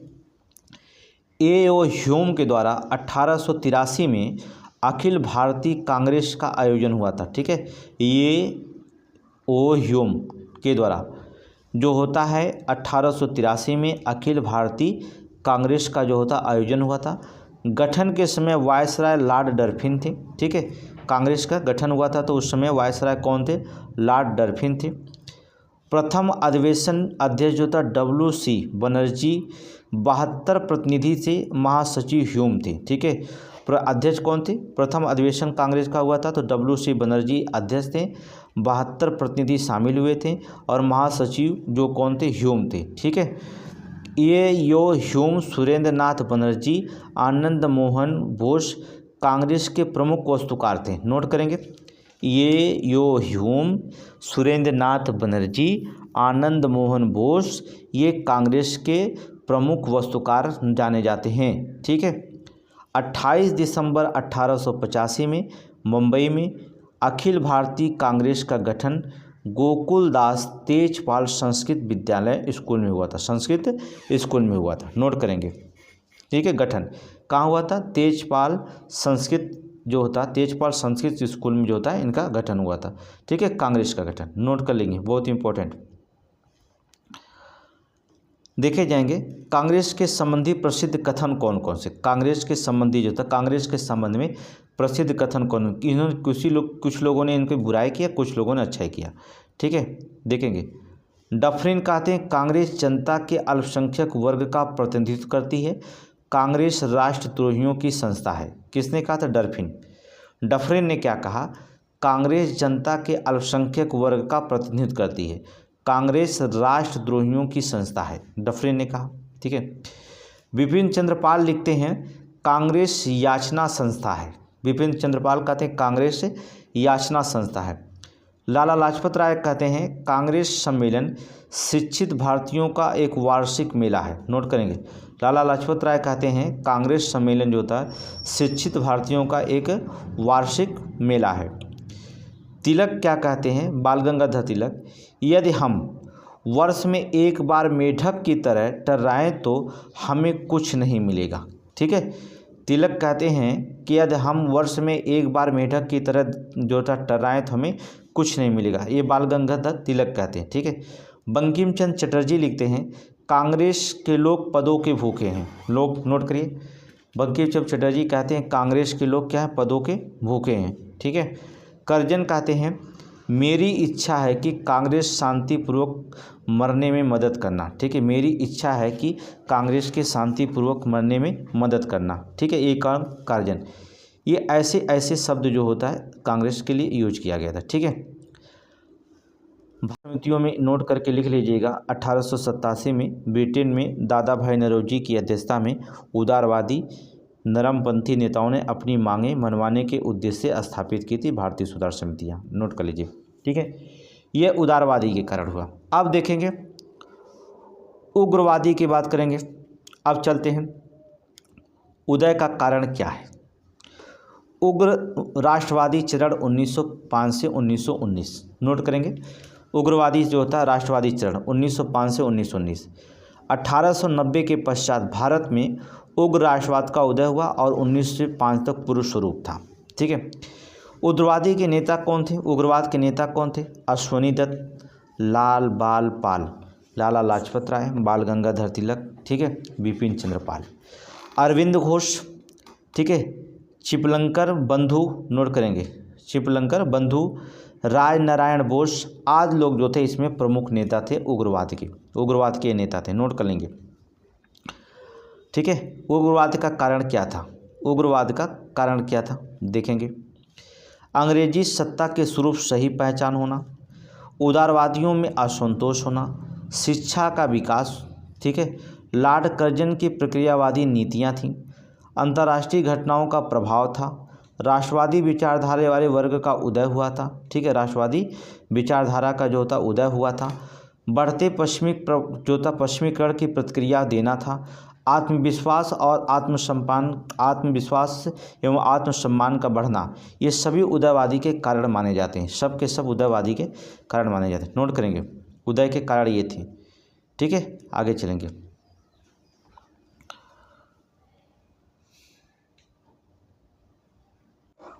चलिए बंगाल का विभाजन पढ़ते हैं। बंगाल का विभाजन देखिए, मैराथन क्लास में हमने पूरा के ख़त्म करने के लिए कोशिश किया है। ठीक है, एक भी क्वेश्चन छोड़ना नहीं है, अच्छे से पढ़ना है। आरओ को पेपर है 27 अप्रैल का, बहुत सारे सब्जेक्ट पढ़ाना। अभी हिस्ट्री कंप्लीट करना था, कंप्लीट करेंगे, कल तक कंप्लीट हो जाएगा हिस्ट्री। इसके बाद पॉलिटिक्स करना है।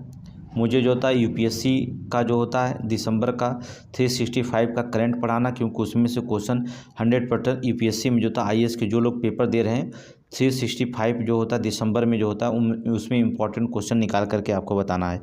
ठीक है, 365 का, और बहुत सारे अलग अलग क्वेश्चन आते हैं तो बहुत इंपॉर्टेंट बनता है 365। तो आईएएस के लिए जो होता है मुझे कुछ सिलेबस अलग से तैयार करना है, क्योंकि इसमें इस बार जो होता है आईएएस में कुछ बच्चे अच्छे सम्मिलित हो रहे हैं, तो उनका भी मदद करेंगे हम। बंगाल का विभाजन की बात करें, चलिए बंगाल का विभाजन चलेंगे। देखिए बंगाल का विभाजन का मुख्य उद्देश्य क्या था, पहले देखेंगे। कांग्रेस एवं स्वतंत्रता आंदोलन को दुर्बल करना, मुस्लिम संप्रदायवाद को उभारना। बंगाल विभाजन का पहला क्या उद्देश्य था कि कांग्रेस की स्वतंत्रता आंदोलन जो चल रहा है उसको दुर्बल कर देना है और मुस्लिम संप्रदाय को उभारना था, पहला कारण माना जाता है। 1905 में कांग्रेस अधिवेशन में बंग भंग विरोधी अभियान और स्वदेशी सर्वप्रथम समर्थन किया था। 1905 में कांग्रेस अधिवेशन में जो था बंग भंग विरोधी अभियान और स्वदेशी का जो होता है समर्थन किया गया।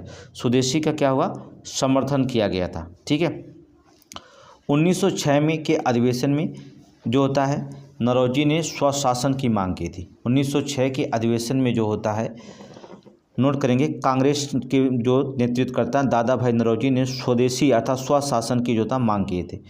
19 जुलाई 1905 को घोषणा, 16 अक्टूबर 1905 को जो था प्रभावी हो गया। 19 जुलाई 1905 को बंगाल विभाजन की घोषणा हुई थी और 16 अक्टूबर 1905 को जो था बंगाल का विभाजन प्रभावी हो गया था। ठीक है, प्रभावी हुआ था। लॉर्ड हार्डिंग के समय 1911 में दिल्ली के दरबार में बंगाल विभाजन को रद्द करने की घोषणा हो गई थी। ठीक है, मतलब 1905 में विभाजन हुआ और 1911 में जो था बंगाल का जो होता विभाजन क्या कर दिया, रद्द कर दिया गया। रद्द करने के बाद पश्चिमी बंगाल राजधानी कलकत्ता, पूर्वी बंगाल जो था राजधानी ढाका, और ढाका, चटगांव, मालदा, राजशाही, त्रिपुरा के पहाड़ी क्षेत्र में शामिल हो गया पूर्वी बंगाल में। 16 अक्टूबर को जो होता है जब बंगाल का विभाजन हुआ तो शोक दिवस के रूप में आंदोलनकारियों ने मनाया। वंदे मातरम जो था गीत गाए गए। टैगोर ने जो होता है अमर सोनार गीत गाया था। वंदे मातरम और टैगोर ने जो था अमर सोनार गीत जो होता गाए थे। नोट करेंगे, अमर सोनार गीत गाए गए थे।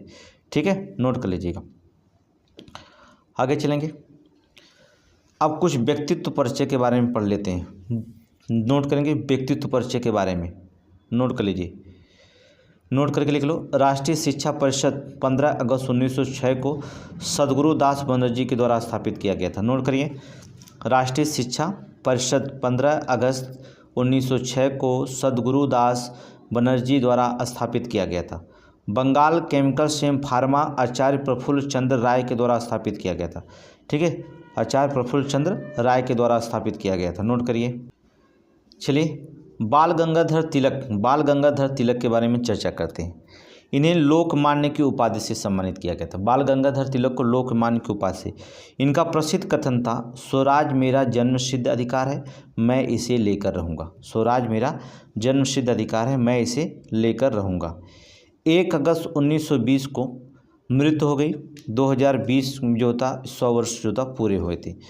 ठीक है, पूर्ण स्वतंत्रता या स्वराज के जो था सबसे प्रारंभिक और मुखर प्रस्तावकों में से एक थे। ठीक है, पूर्ण स्वतंत्रता या जो होता स्वराज की जो होता है सबसे प्रमुख और मुखर प्रस्तावकों में से जो होता है एक थी।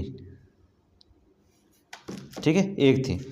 आगे देखेंगे, सूरत अधिवेशन 1907 में अधिवेशन किए थे तिलक ने। अध्यक्ष पद पर स्वदेशी आंदोलन के मुद्दे पर उग्रवादियों और उदारवादियों को मतभेद होता। ठीक है, उग्रवाद को तिलक को जो है अध्यक्ष बनाना चाहते थे। उग्रवाद जो थे तिलक को अध्यक्ष बनाना चाहते थे। उदारवादी का वर्चस्व के कारण रास बिहारी बोस अध्यक्ष बने थे। ठीक है, उदारवादियों का वर्चस्व था। 19 सूरत में अधिवेशन में जो था कांग्रेस का विभाजन हुआ था। कांग्रेस का विभाजन कब हुआ था? सूरत अधिवेशन में हुआ था। अध्यक्ष पद के लिए जो होता विवाद हुआ।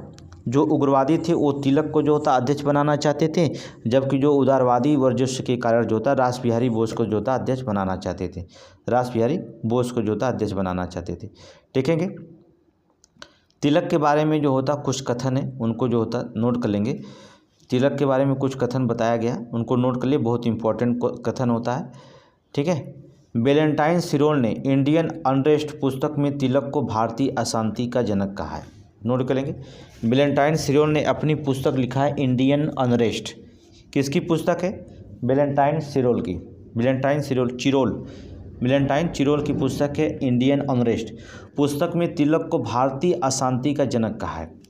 1916 के लखनऊ पैक्ट पर तिलक और जिन्ना ने जो था हस्ताक्षर किए थे। ठीक है, 1916 के लखनऊ पैक्ट पर तिलक और जिन्ना ने जो था हस्ताक्षर किए थे। केसरी मराठी भाषा में, मराठा या महरट्टा अंग्रेजी भाषा में नामक समाचार पत्र भी निकाले थे। कौन? बाल गंगाधर तिलक। दक्कन एजुकेशन सोसाइटी 1884 के संस्थापकों में से एक थे बाल गंगाधर तिलक। महाराष्ट्र में गणेश चतुर्थी और शिवाजी उत्सव लोकप्रिय मनाया था। बाल गंगाधर तिलक के द्वारा जो होता है गणेश चतुर्थी और शिवाजी उत्सव जो होता लोकप्रिय महाराष्ट्र में मनाया गया। गीता रहस्य और आर्कटिक होम नामक पुस्तकें लिखी थी। बहुत इंपॉर्टेंट है, ये सारे क्वेश्चन पूछ दिए गए हैं एग्जाम में। गीता रहस्य और आर्कटिक होम नामक पुस्तकें जो होता उन्होंने लिखी थी। ठीक है, उन्होंने जो होता लिखी थी, नोट कर लेंगे। 1916 में बेलगाम में अखिल भारतीय होम लोग लीग की स्थापना। महाराष्ट्र में बॉम्बे को छोड़कर मध्य प्रांत, बरार और कर्नाटक में वो जो था स्थापना किए थे। नोट कर, तिलक ने कभी कांग्रेस के वार्षिक सम्मेलन की अध्यक्षता नहीं की थी। ठीक है, कांग्रेस की जो होता है वार्षिक सम्मेलन की अध्यक्षता नहीं थी, बाल गंगाधर तिलक कभी नहीं की थी। ठीक है, आगे चलेंगे। उग्रवाद नोट करेंगे। उदारवाद और उग्रवाद में अंतर क्या था, थोड़ी सी यहाँ पर देख लेंगे। अंतर क्या था उग्रवाद में? ब्रिटिश पर कोई विश्वास नहीं था, अंग्रेज़ों पर जो था अंग्रेज राज पर भरोसा था। ब्रिटिश संबंध भारत के शोषण बढ़ाएंगे, अतः समाप्त किया जाए।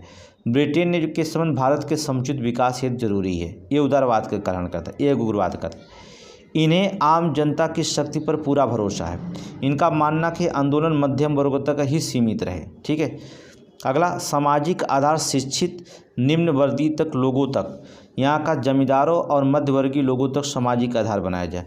स्वराज की मांग की गई थी, संवैधानिक सुधारों की मांग थी, संवैधानिक सुधारों की मांग थी। असंवैधानिक तरीकों का प्रयोग किया गया था, केवल संवैधानिक दायरे में रहकर लक्ष्य पाना चाहते थे। ठीक है, तो इन दोनों में बहुत अंतर थे। ठीक है, उदारवाद और उग्रवाद में अंतर बहुत इंपॉर्टेंट है। यूपीएससी मेंस, पीसीएस मेंस के लिए जो होता है बहुत इंपॉर्टेंट है उग्रवाद और उदारवाद, आपको जानना बहुत ज़रूरी होता है। वैसे भी आप जान गए होंगे, उग्रवाद उदारवाद पढ़ रहे हैं तो जान ही गए होंगे। ठीक है, मुस्लिम लीग के गठन के बारे में थोड़ी सी चर्चा करेंगे, इसके बाद जो होता कल क्लास के इतिहास में पूरी समाप्त कर देंगे। मुस्लिम लीग की गठन, जिन्ना 1913 में लीग में शामिल हुए थे। मुस्लिम लीग में उद्देश्य क्या था इनका कि ब्रिटिश सरकार के प्रति मुसलमानों की निष्ठा में बढ़ोतरी, ब्रिटिश सरकार के प्रति जो था मुसलमानों को जो होता निष्ठा में बढ़ोतरी। ठीक है, 30 दिसंबर 1906 को ढाका में स्थापित अध्यक्ष कौन थे? नवाब सलीमुल्लाह, मुस्लिम लीग के गठन के। 1908 में लीग के अमृतसर अधिवेशन में मुसलमानों के लिए पृथक निर्वाचन मंडल की मांग की गई थी। 1908 में जो होता 1908 की लीग में अमृतसर अधिवेशन में मुसलमानों हेतु जो होता पृथक निर्वाचन मंडल की जो होता मांग की गई थी। 1906 में ढाका में स्थापित किया गया था मुस्लिम लीग। इसके अध्यक्षता कौन करे थे? नवाब सलीमुल्लाह थे। ठीक है, लीग का प्रथम मानद अध्यक्ष आगा खां तृतीय थे। नोट करेंगे, लीग के प्रथम मानद अध्यक्ष आगा खां तृतीय थे। सर सुल्तान मोहम्मद शाह, ठीक है, इनका पूरा नाम था सर सुल्तान मोहम्मद शाह। नोट कर लीजिएगा। चलेंगे दिल्ली दरबार देख लीजिए, इसके बाद जो होता है समाप्ति के कगार पर चलेंगे। दिल्ली दरबार 3 बार लगा था, 1877, 1903, 1911। दिल्ली 1877 का दिल्ली दरबार देखेंगे। 1877 का दिल्ली दरबार में जो होता महारानी विक्टोरिया को भारत की सामग्री घोषणा पत्र जो था किया गया था। नोट करेंगे, सामग्री घोषित किया गया था, भारत की सामग्री घोषित किया गया था। नोट करेंगे, ठीक है। इसे जो होता है प्रोक्लामेशन या घोषणा का दरबार कहा जाता है। ठीक है, प्रोक्लामेशन या घोषणा का दरबार कहा जाता है। ठीक है, इसके मुख्य बिंदु क्या थे? ब्रिटिश ईस्ट इंडिया कंपनी में सत्ता परिवर्तन ब्रिटानिया सरकार का होना था। ठीक है, ब्रिटिश इंडिया कंपनी में सत्ता परिवर्तन ब्रिटानिया सरकार का होना था। विक्टोरिया मेमोरियल कोलकाता में 1877 में दरबार के समय विक्टोरिया के भाषण का अंश अंकित है। ठीक है, नोट करेंगे, विक्टोरिया में भाषण का अंक यहाँ पर अंकित है। कहाँ? विक्टोरिया मेमोरियल कलकत्ता में। फिर देखेंगे 1903 का दरबार देख लीजिए। 1903 के दरबार एडवर्ड सप्तम और महारानी अलेक्जेंडर को भारत के सम्राट सामग्री घोषित हुई। नोट करेंगे, नोट कर लीजिए। ठीक है, फिर 1911 दिसंबर 1911 में दरबार जॉर्ज पंचम और महारानी मैरी में भारत के आगमन पर। नोट करेंगे, दिसंबर 1911 का दरबार में दिल्ली में दरबार लगा जॉर्ज पंचम और महारानी मैरी के भारत आगमन में। मुख्य बातें क्या थी? 12 दिसंबर 1911 को बंगाल विभाजन को रद्द कर दिया गया।